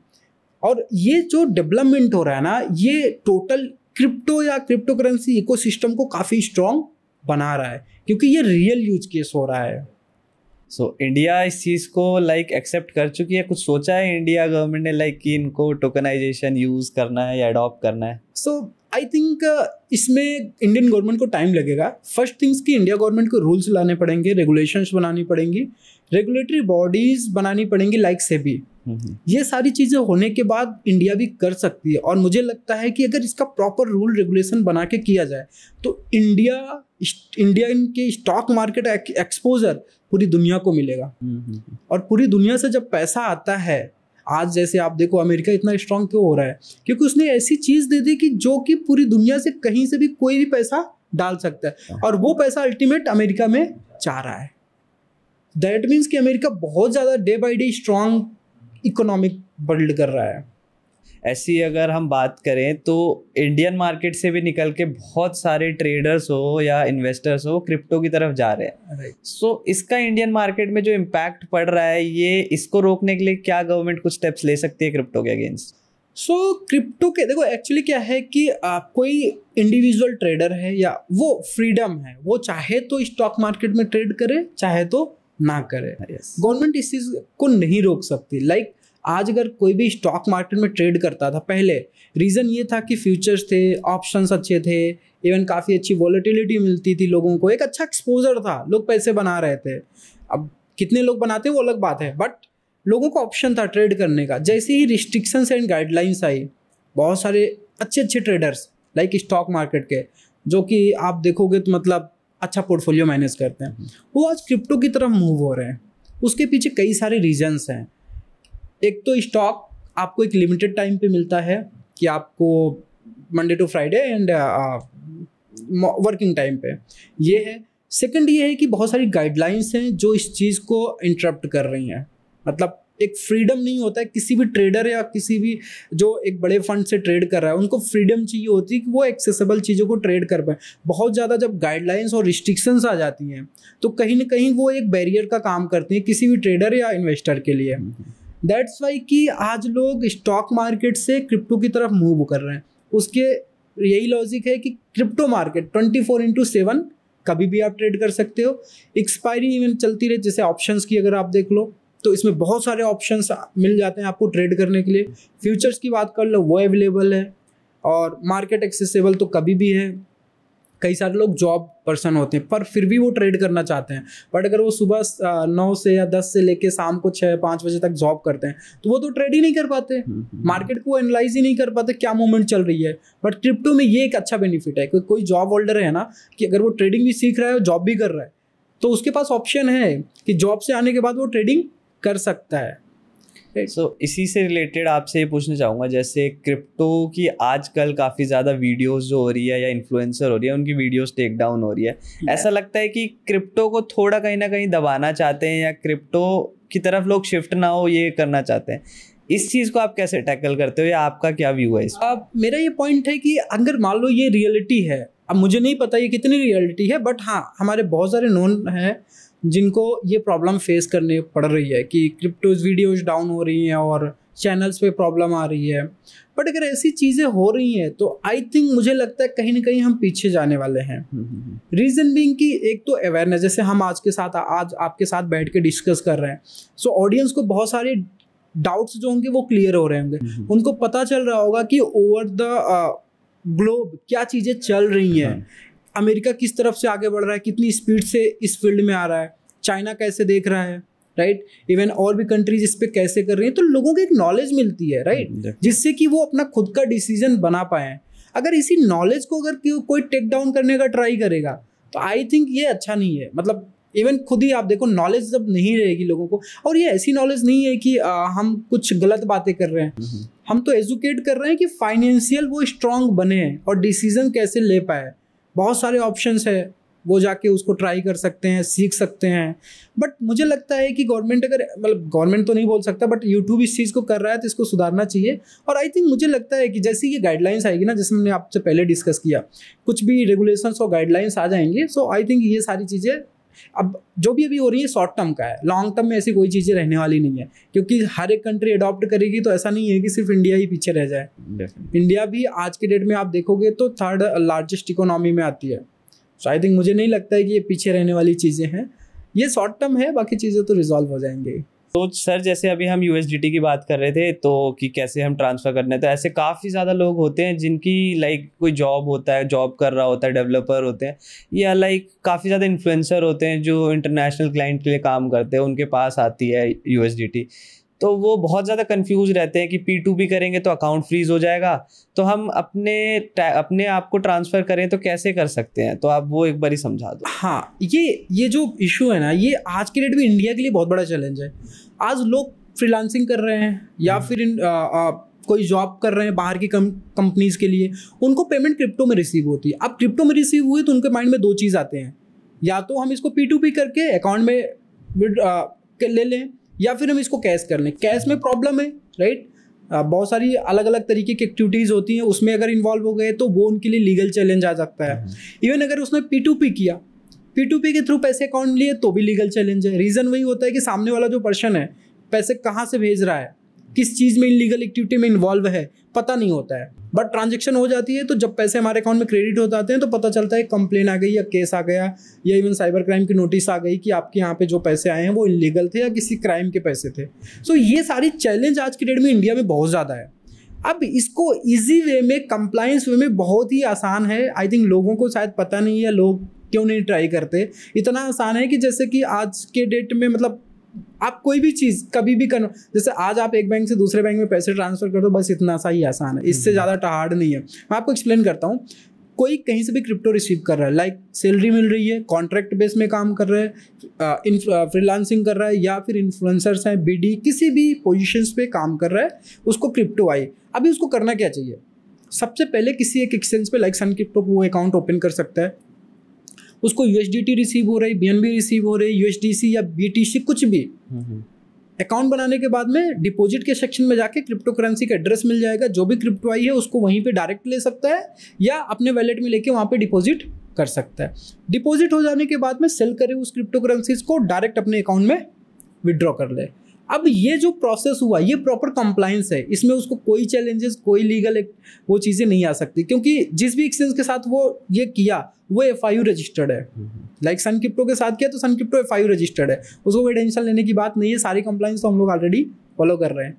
अब पैसे अकाउंट में आ गए, दैट्स ओके हो गया। अब जब भी वो ITR वगैरह फाइलिंग करे सो उसमें वो अपनी इनकम शो कर सकता है कि हमने ये कॉन्ट्रैक्ट बेस में काम किया था, इवन हमने ये फ्रीलांसिंग किया या हमें ये सैलरी आई, दैट्स ऑल। बाकी कुछ नहीं है। इतना ज़्यादा जो लोगों को लगता है ना कि प्रॉब्लम्स है, ऐसी है, तो ये सारी चीज़ों का एक ही सोल्यूशन है, इजी वे में करो, कंप्लायंस वे में करो, हमेशा के लिए सेफ रहो, कोई प्रॉब्लम नहीं इसमें। सो जैसे क्रिप्टो को FIU रजिस्टर तो हो गया इंडिया में, फिर भी काफ़ी ज़्यादा चैलेंजेस आते हैं उसको, कि एक तरह से उसको ऐसा लीगल, बहुत लोगों को लगता है कि क्रिप्टो लीगल नहीं है, ये क्यों आजकल चल रहा है? अब इस चीज़ में मैं आपको थोड़ा सा क्लियर करता हूँ कि लोगों को ऐसा क्यों लगता है। एक्चुअली होता क्या है ना कि FIU से रजिस्टर्ड है, दैट मीन्स अभी भी लोगों को लगता है कि कोई रेगुलेटरी गाइडलाइंस नहीं है, जबकि अगर आप डीप डाइव कोई भी पढ़ता है या जाके देखता है तो FIU की बहुत सारी गाइडलाइंस है एक्सचेंजेस के लिए, राइट, कि एक्सचेंजेस कैसे काम करेंगे, उनके पास पॉलिसीज़ क्या होनी चाहिए, ML पॉलिसीज़ क्या होनी चाहिए, गाइडलाइंस, मतलब ओवरऑल जो चीज़ें हैं सारी चीज़ें ओके हैं। अब ये ज़रूर आप बोल सकते हो कि रेगुलेटरीज नहीं है, लाइक सेबी या कोई अदर RBI जैसे रेगुलेटरी बॉडीज़ नहीं है जो इसको प्रॉपर कंट्रोल करे, बट इनलीगल भी नहीं है, क्योंकि जब सुप्रीम कोर्ट में RBI ने बैन लगाया था तो सुप्रीम कोर्ट ने इस बैन को हटाते हुए, क्रिप्टो पे बैन लगाया RBI ने, सुप्रीम कोर्ट में केस किया, सुप्रीम कोर्ट ने खारिज कर दिया, इवन बोला कि इसको आप बैन नहीं कर सकते, लोग मर्जी से अपनी ट्रेड कर सकते हैं, इन्वेस्ट कर सकते हैं, बाई सेल कर सकते हैं।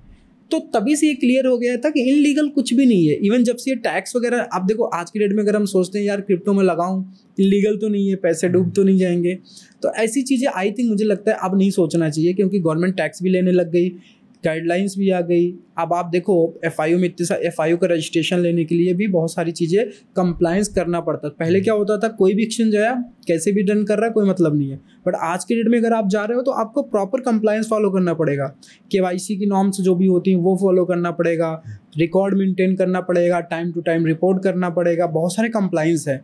तो ये सारी चीज़ें प्रूव कर रही हैं कि कहीं ना कहीं एक राइट डायरेक्शन में हम काम कर रहे हैं, और आने वाले कुछ महीने या सालों में आप देख सकते हो रेगुलेशंस आ जाएगी, तो ये लोगों को समझना पड़ेगा। सो लोगों के ना माइंड में एक क्वेश्चन बहुत ही ज़्यादा आता है कि like you are the right person to ask, तो मैं आपसे इसीलिए पूछ रहा हूँ कि क्रिप्टो को तो इंडिया ने लीगलाइज कर दिया, फॉरेक्स को आज तक क्यों बैन किया हुआ, उसके लिए कोई रेगुलेशन क्यों नहीं आई? राइट, सो एक्चुअली सब कुछ डिपेंड्स करता है कि कम्युनिटी कितना ज़्यादा उसमें एडॉप्शंस है, लोग कितना ज़्यादा ट्रेड कर रहे हैं। अब अगर आप क्रिप्टो की बात कर रहे हैं तो क्रिप्टो आप देखोगे तो जैसे हमने बताया कि सबसे ज़्यादा यूजर बेस जो है सबसे ज़्यादा वो इंडिया में है। होल्डिंग्स जो बिटकॉइंस की होल्डिंग है वो सबसे ज़्यादा अमेरिका एंड सेकंड नंबर पे इंडिया है। अडॉप्शन, ये सारी चीज़ों में अगर आप देखोगे, डेवलपर्स की बात देख लो, जो ब्लॉकचेन डेवलपर हो गए या कोई भी जो इस इकोसिस्टम के पार्ट हैं, इवन बड़ी बड़ी companies like Solana, dot, H bar, right, ऐसे बहुत सारी कंपनीज हैं, XRP, इन सब कंपनीज में बहुत सारे जो डेवलपर्स हैं, जो कोर टीम मेंबर्स हैं, बहुत सारे वो इंडियन हैं, इंडिया से गए हुए हैं। सो जो इकोसिस्टम का पार्ट है उसमें सबसे ज़्यादा इंडियंस इन्वॉल्व हैं। दैट्स वाई कि गवर्नमेंट को कहीं ना कहीं इस पर थिंक करना पड़ेगा। अब रही बात फॉरेक्स की, कि फॉरेक्स को रेगुलेट क्यों नहीं कर रही गवर्नमेंट, राइट।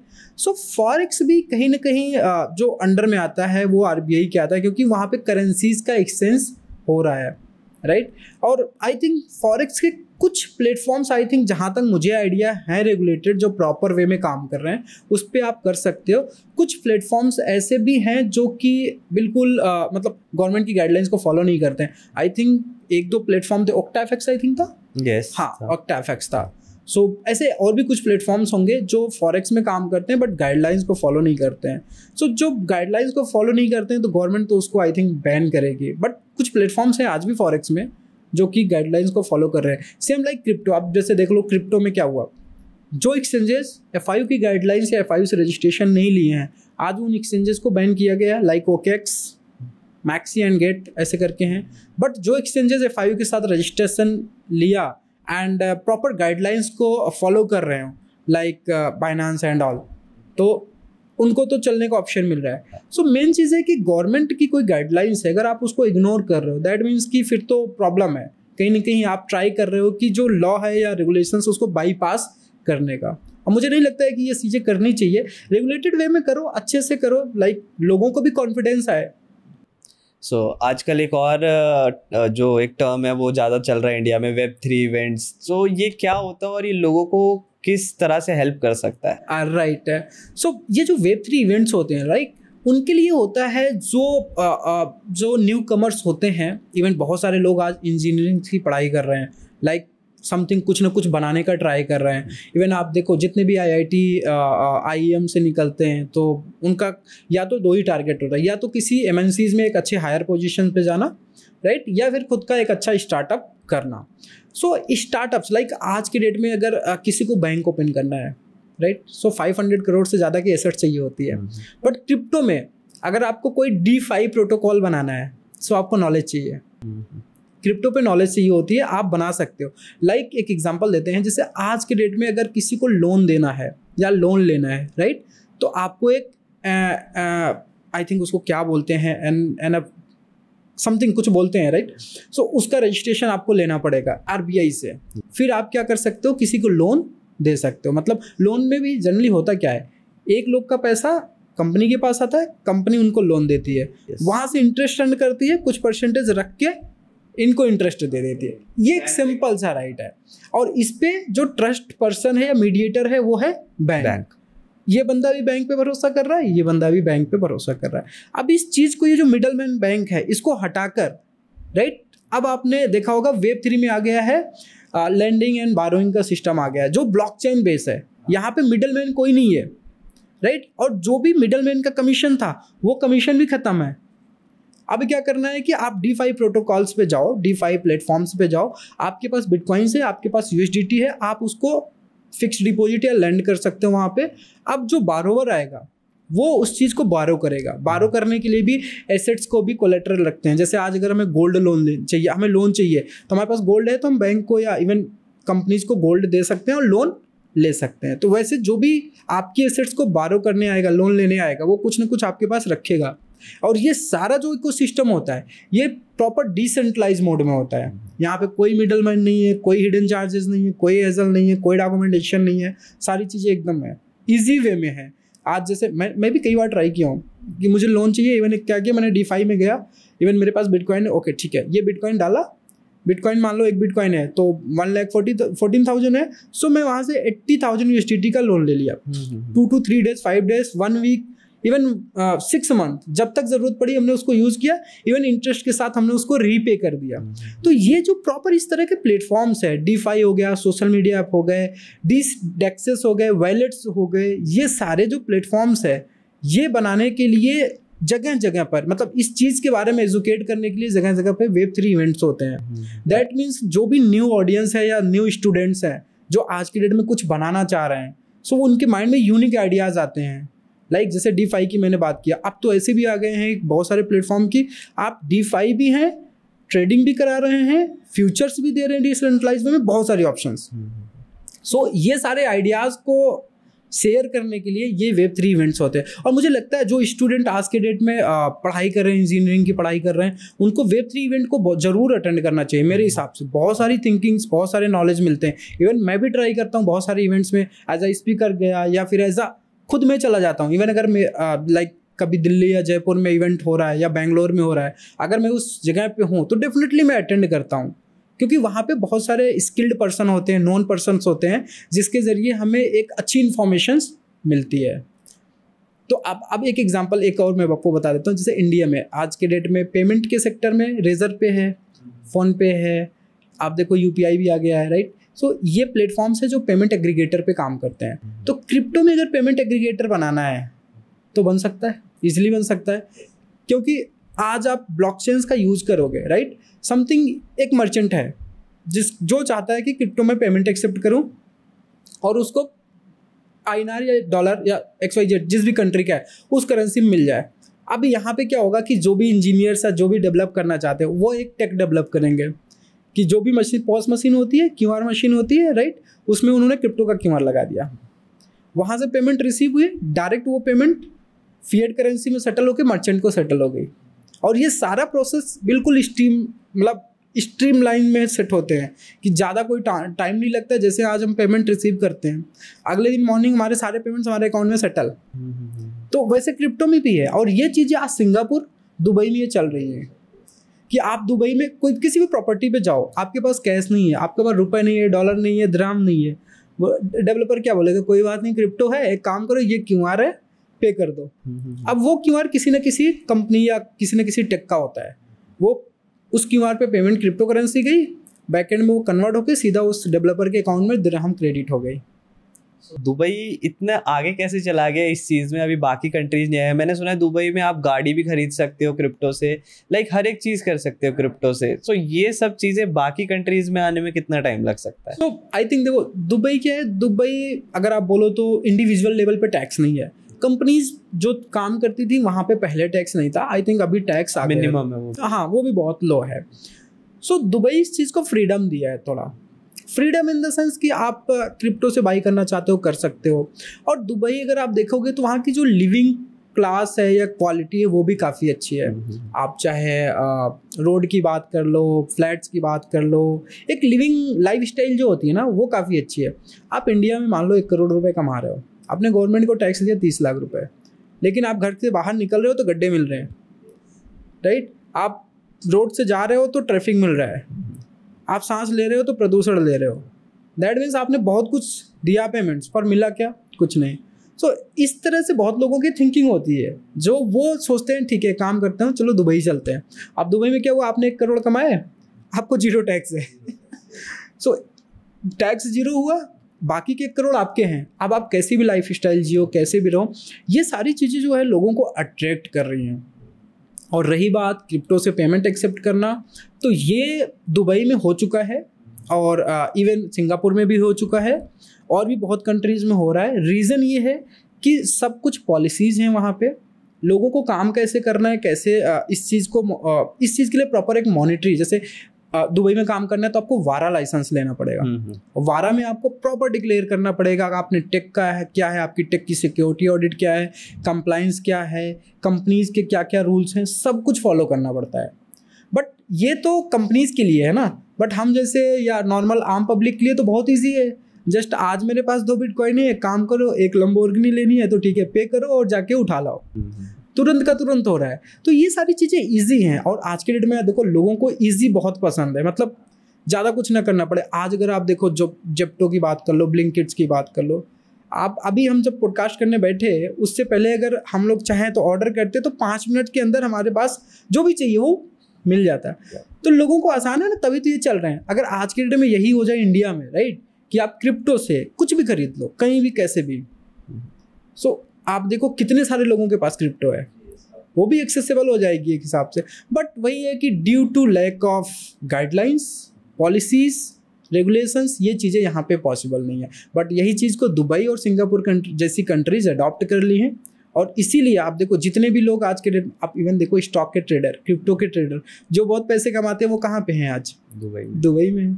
रीज़न क्या है? मतलब इंडिया में भी तो रह सकते थे ना, बट वो नहीं है यहाँ पे, क्योंकि उनको पता है कि यहाँ पे हम कितनी भी कमाई कर लें। बहुत सारे ऐसे नॉन पर्सन है जो एक एक दिन में 50-50 लाख का प्रॉफिट बनाते हैं। हाँ, इंडिया में दैट मीन्स कि अब उनका 50 लाख में तो 15 लाख तो चले गए। उनको उसमें भी दिक्कत नहीं होती है, बट यहाँ पे वो क्वालिटी नहीं मिल पाती है। क्वालिटी नहीं मिल, हाँ एक क्लास होती है, क्वालिटी होती है, वो नहीं मिल पाती है। सो दैट्स वाई लोग जा रहे हैं, इवन बहुत सारे नॉन पर्सन है। और आजकल तो एक और रीज़न बहुत बढ़ गया है सेफ्टी का। ये सारी चीज़ें भी हैं, मतलब लोग सेफ नहीं फील कर रहे हैं।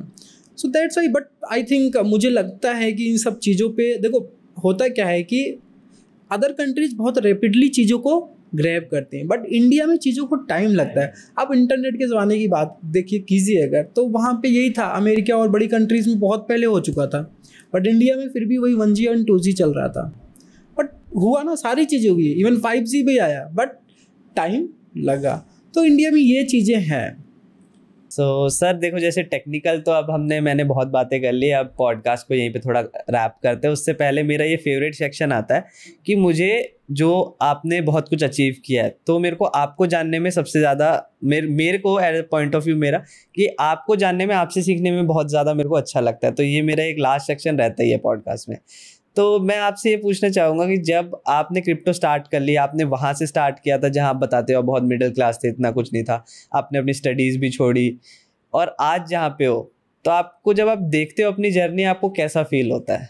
सो आई थिंक जब भी इस चीज़ को देखता हूँ तो एक थोड़ा सा लगता है कि मतलब एक अच्छा हमने किया, बट कई बार ऐसा भी फील होता है कि मतलब हमने इतना तो किया, बट ट्राई करता हूँ कि कुछ और भी लोग हो, जो मेरे जैसे बहुत सारे लोग हैं, उनको भी हेल्प मिले। रीज़न कि जब हम कभी सोचते हैं कि एक समय था जब हम कॉलेज में थे, तो हमारे पास 1000 रुपीज़ नहीं होते थे कि हम अच्छी बुक्स बाई कर पाएँ, जिससे कि हमारी पढ़ाई अच्छी हो पाए। इवन कॉलेज टाइम में जो लोग होंगे, आई थिंक वो रिलेट कर पा रहे होंगे, कई बार उनको रूम रेंट देने में प्रॉब्लम होती थी, स्कूल की फ़ी देने में प्रॉब्लम होती थी। और इस सिचुएशंस को फाइट करते हुए और एक बढ़िया एक अच्छे लेवल की कंपनी बनाना, ये हर एक कोई कर सकता है जहाँ तक मैं समझता हूँ। बट डेडिकेशन और ड्रीम्स और ये सारी चीज़ें, ड्रीम्स बड़े होने चाहिए, डेडिकेशन फुल होना चाहिए। इवन मुझे भी याद है कि कई रातें ऐसी होती हैं कि जिसमें हम सो नहीं पाते, कि हमें काम करना है, कैसे बढ़ाना है, बहुत सारी चीज़ें होती हैं, चैलेंजेस होते हैं। बट आई थिंक जब तक चैलेंज नहीं फेस करो ना, तब तक आपके अंदर वो स्ट्रांगनेस नहीं आती है। तो जितने ज़्यादा आप चैलेंज फेस कर रहे हो, उतने ज़्यादा आप समझ लो कि अपने आप को स्ट्रांग बना रहे हो। और कई लोग होते हैं कि जो चैलेंजेस से डरते हैं, मतलब मैंने भी देखा, इवन कई लोगों को कोई समस्या आती है तो तेरी यार मेरे ही पास क्यों आई समस्या, जबकि उनको उससे फाइट करो। अगर आपने एक समस्या, एक कोई भी प्रॉब्लम्स को फाइट करके आप आगे निकल गए, अब अगली बार वो चैलेंज आपको चैलेंज नहीं लगेगा यार ये तो मैं कर सकता हूँ, मेरे लिए कोई बड़ी बात नहीं है। तो चैलेंजेस को फाइट करते हुए आगे बढ़ें, मैं तो यही सबको बोलना चाहूँगा। और क्रिप्टो स्पेस तो बहुत सारी अपॉर्चुनिटीज़ है। इवन मैं अपनी जर्नी को जब देखता हूँ तो मतलब थोड़ा सा लगता है कि यार ठीक है हमने तो किया, बट हम ट्राई करते हैं। इवन कई बार कॉलेजेस में भी इनवाइट किया जाता है, तो वहाँ पे भी जाते हैं।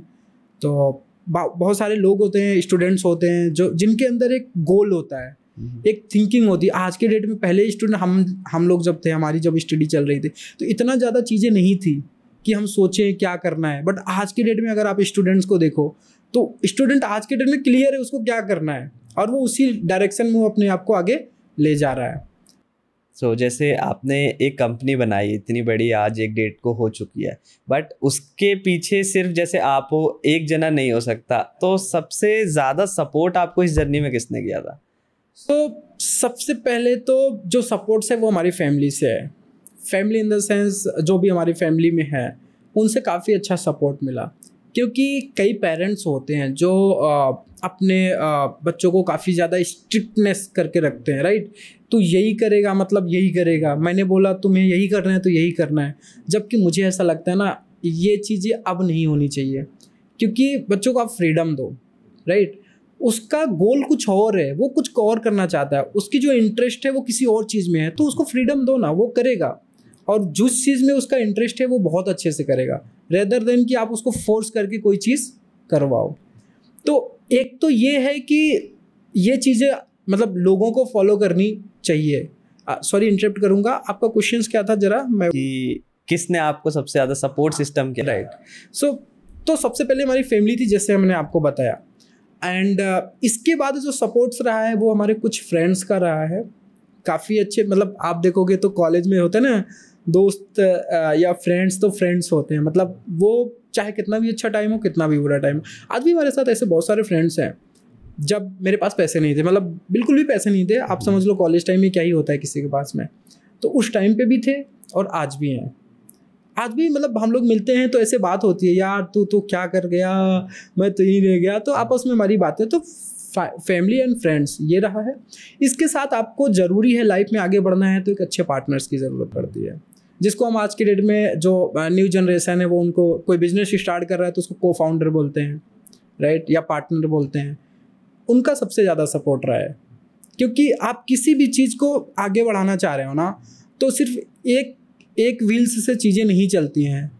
आप अगर एक गाड़ी ले रहे हो तो आपको चारों व्हील्स आपको प्रॉपर होनी चाहिए, प्रॉपर अलाइनमेंट होना चाहिए चारों का, तभी जाके आप एक लंबी जर्नी तय कर सकते हो। तो जो भी हमारे पार्टनर्स रहे हैं इस जर्नी में वो काफ़ी हेल्पफुल रहे हैं, और वो ट्रस्टेड होना चाहिए। ऐसा भी नहीं है कि मतलब आपने किसी से भी पार्टनरशिप कर ली। सो ये चीज़ें हैं जो ओवरऑल अगर आप देखोगे तो हर किसी का सपोर्ट है और रहा भी है। ऐसा नहीं है कि जैसे कई लोग होते हैं कि नहीं ये जर्नी में मैंने ये कर लिया, तो मैंने कुछ नहीं किया, हम तो जस्ट एज अ एक आप बोल सकते हो कि बस हम एज अ पार्ट रहे हैं जर्नी का। बाकी तो लोगों का बहुत सपोर्ट रहा है और बहुत प्यार भी मिलता है लोगों से। इवन हमारे पार्टनर्स हो गए, उनके साथ जब भी हम कभी बैठते हैं, कोई नया प्रोडक्ट लॉन्च होना होता है तो सबसे पहले क्या होता है, आपस में डिस्कशन चलती, कैसे कर सकते हैं, क्या कर सकते हैं। तो वो सारी चीज़ें, वो एक जो होता है ना फ्रेंडशिप टाइप जैसा और वो बिलीव जैसा कॉम्बिनेशन, वो होना चाहिए।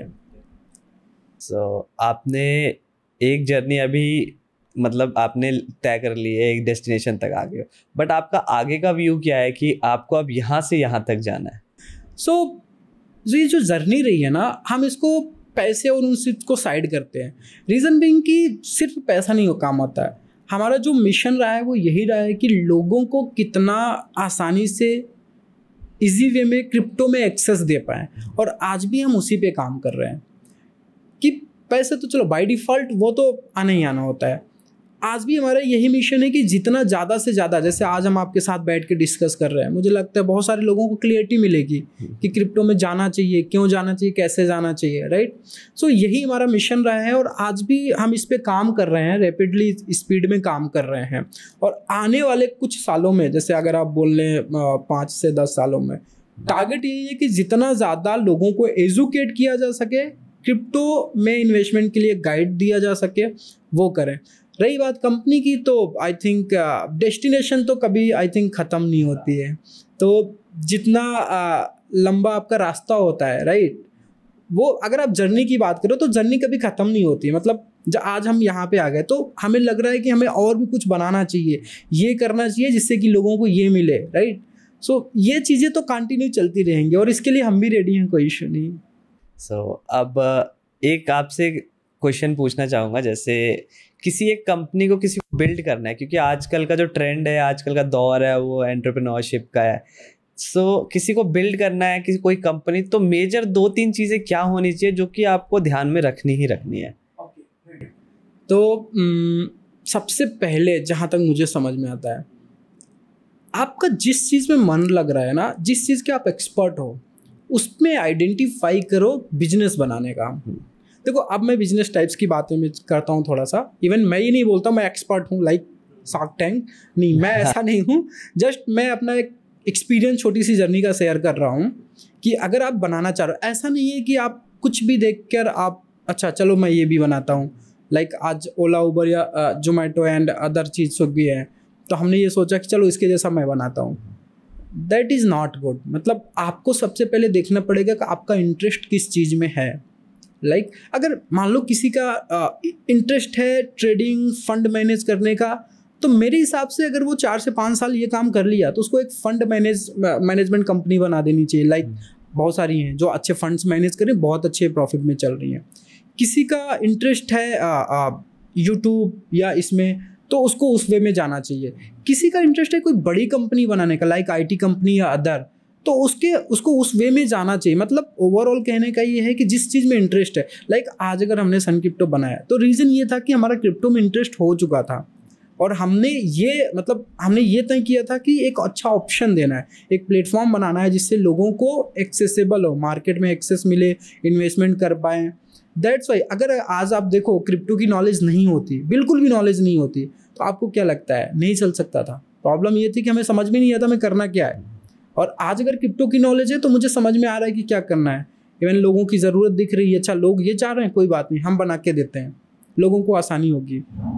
तो इंटरेस्ट जिसमें है उसमें आप जाएं, और एक अच्छे पार्टनर के साथ जाएं जिस पे आप, अगर आपको मतलब आपको लगता है ना कि आपकी पूरी ज़िंदगी उसके हाथ पे देनी है, तो आप भरोसा करके दे पाएँ। अगर ऐसा पार्टनर्स कोई मिलता है तो उसके साथ जाएं। तो मेरे हिसाब से यही एक छोटा सा लेसन रहा है मेरी लाइफ का या जर्नी का, वो काफ़ी हेल्पफुल रहेगा मेरे साथ। सिर्फ अब एक लास्ट चीज़ है जो मैं आपसे पूछना चाहूँगा, क्योंकि मेरे को लोगों को जानने में बहुत मेरा इंटरेस्ट है इसमें। सो एक लास्ट चीज़ ये है मेरी कि जब आप इस जर्नी में थे, एक टाइम तो आया होगा कि आपको ऐसा हुआ होगा कि यार अब चीज़ें ठीक नहीं हो रही, अब यहाँ से आगे एक सेटबैक कि अब यहाँ से क्या होगा, तब समझ नहीं आता क्या होगा। तब आपने उस टाइम पे आपने क्या माइंडसेट रखा और कैसे आप उस चीज़ से निकले?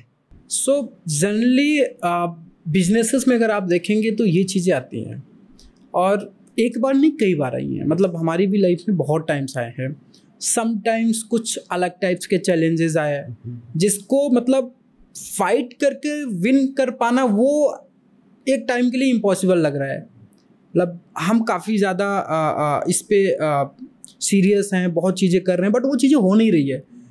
फिर माइंड में थॉट आता है बैकआउट कर जाएं, बट जब बैकआउट की बात आती है ना, तब आप एक बार जस्ट बैक में आप सोचो कि आज आप एक जर्नी तय करके एक जगह से शुरू करके आज आप कहाँ तक पहुँचे हो, कैसे पहुँचे हो। ऐसा तो है नहीं विदाउट फाइट किए, विदाउट चैलेंजेस फेस किए आप वहाँ पे आ गए।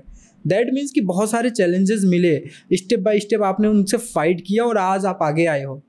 तो ये चैलेंज ज़्यादा दिन तक नहीं रहने वाला है, और हर एक चैलेंज का कोई ना कोई सॉल्यूशंस होते हैं। आपको राइट डायरेक्शन में काम करना पड़ेगा कि एक्चुअल में इस जो चैलेंज हमारे सामने है इसका क्या सॉल्यूशंस है, कैसे हम इससे फाइट कर सकते हैं। तो बैकआउट करना कई बार लाइफ में ऐसा आता है कि बिल्कुल थक चुके हैं यार, अब तो छोड़ देते हैं, अब बंद करते हैं, छोड़ते हैं सब कुछ। बट ऐसे सिचुएशंस में जस्ट कुछ नहीं, ऑल इज़ वेल, आपने देखी होगी मूवी, ऑल इज़ वेल बोलो और जस्ट 1-2 दिन तक माइंड को शांत रखो, ऑटोमेटिक सॉल्यूशंस निकल जाता है। अगर आप बहुत टेंशन में कुछ करके ऐसा डिसीजन लेते हो, वो डिसीजन कभी भी लाइफ में अच्छा डिसीजन नहीं होता है। तो जितना ज़्यादा आपको सीरियसनेस या जितना ज़्यादा समस्या आ रही, बहुत टेंशन में लग रहे हो, चिल करो, आराम से 2 दिन चिल करो, तीसरे दिन माइंड ऑटोमेटिक बोलेगा यार इसका सोल्यूशन तो ये था, हम इसको ऐसे करके ऐसे चल सकते हैं। So यही हुआ, sometime it better to do nothing. Do nothing, right? Exactly same. So thank you so much sir. इस पॉडकास्ट को हम करते हैं यहीं पे and thank you so much आप आए। सो अगर आपको हमारे कुछ लोगों के लिए कुछ 2 बातें बोलनी हो तो आप बोल सकते। सबसे पहले तो आपको बहुत बहुत धन्यवाद बोलना चाहूँगा कि आपने इनवाइट किया, एंड आई थिंक मुझे भी ऑडियंस के साथ कनेक्ट करने में काफ़ी अच्छा फील होता है। इवन आपने इनवाइट किया तो आई थिंक मैं ऑडियंस को कुछ अच्छा ही बोलना चाहूँगा कि आप जिस भी फील्ड में काम कर रहे हो आप करो, आपका जो भी मिशन या विज़न है वो आप करो, बट अगर एज अ क्रिप्टो पार्ट अगर आप मिस कर रहे हो, राइट, सो आपको स्टार्ट करना चाहिए। इवन ऐसा भी नहीं है कि कई लोगों के पास में होता है कि फ़ंड बहुत ज़्यादा नहीं है, कई लोग कॉलेज टाइम में हैं जिसके पास फंड नहीं है, तो आप अगर टेक्निकल नॉलेज रखते हो तो आप कोई स्टार्टअप स्टार्ट करो क्रिप्टो में। सजेशन होगा तो वो डेफिनेटली हम लोग दे देंगे, आप कमेंट में पूछिएगा तो ज़रूर मैं सर के साथ एक बार कोऑर्डिनेट करके उस पर दे दूँगा। इवन इन्वेस्टमेंट मेरे हिसाब से एक अच्छी आप बोल सकते हो बकेट्स होता है जो एक अच्छे से हमारे बैड समय में हमारे काम आता है। लाइक आप सेविंग्स करते हो, एफडी करते हो, गोल्ड में डालते हो, दैट मीन्स कि आपका फ्यूचर अच्छा रहे, in case any emergency situations में उस फंड्स को हम यूज़ कर पाए। सो आई थिंक मेरा यही कहना है कि आप लोगों को क्रिप्टो में स्टार्ट करना चाहिए, रेदर देन अगर आपको नहीं समझ में आ रहा है कि आपको कैसे करना चाहिए, इवन क्या होगा, आप बिटकॉइंस की हिस्ट्री को आप सर्च कीजिएगा चैट जीपीटी या गूगल में, और आप बस ये ग्राफ देखिएगा कि इसका प्राइस में कितना फ्लैक्चुएशन हुआ, आपको सारी चीज़ें समझ में आ जाएंगी। जब लॉन्च हुआ तो $0.50 का था, 2015 में $200 का है, 2017-18 में $18,000 के बाद भी $2,000 पे आया, और आज की डेट में $1,00,000 चल रहा है। सो ये जो जर्नी आएगी ना, ये आपको कॉन्फिडेंस देगी। That's all. So thank you so much sir, thank you so much. And इस पॉडकास्ट को करते हैं यहीं पे एंड। आई होप आप लोगों को काफ़ी ज़्यादा चीज़ें इस पॉडकास्ट से सीखने में मिली होगी। अब आपसे मिलते हैं सीधा नेक्स्ट पॉडकास्ट में, तब तक के लिए साइनिंग ऑफ।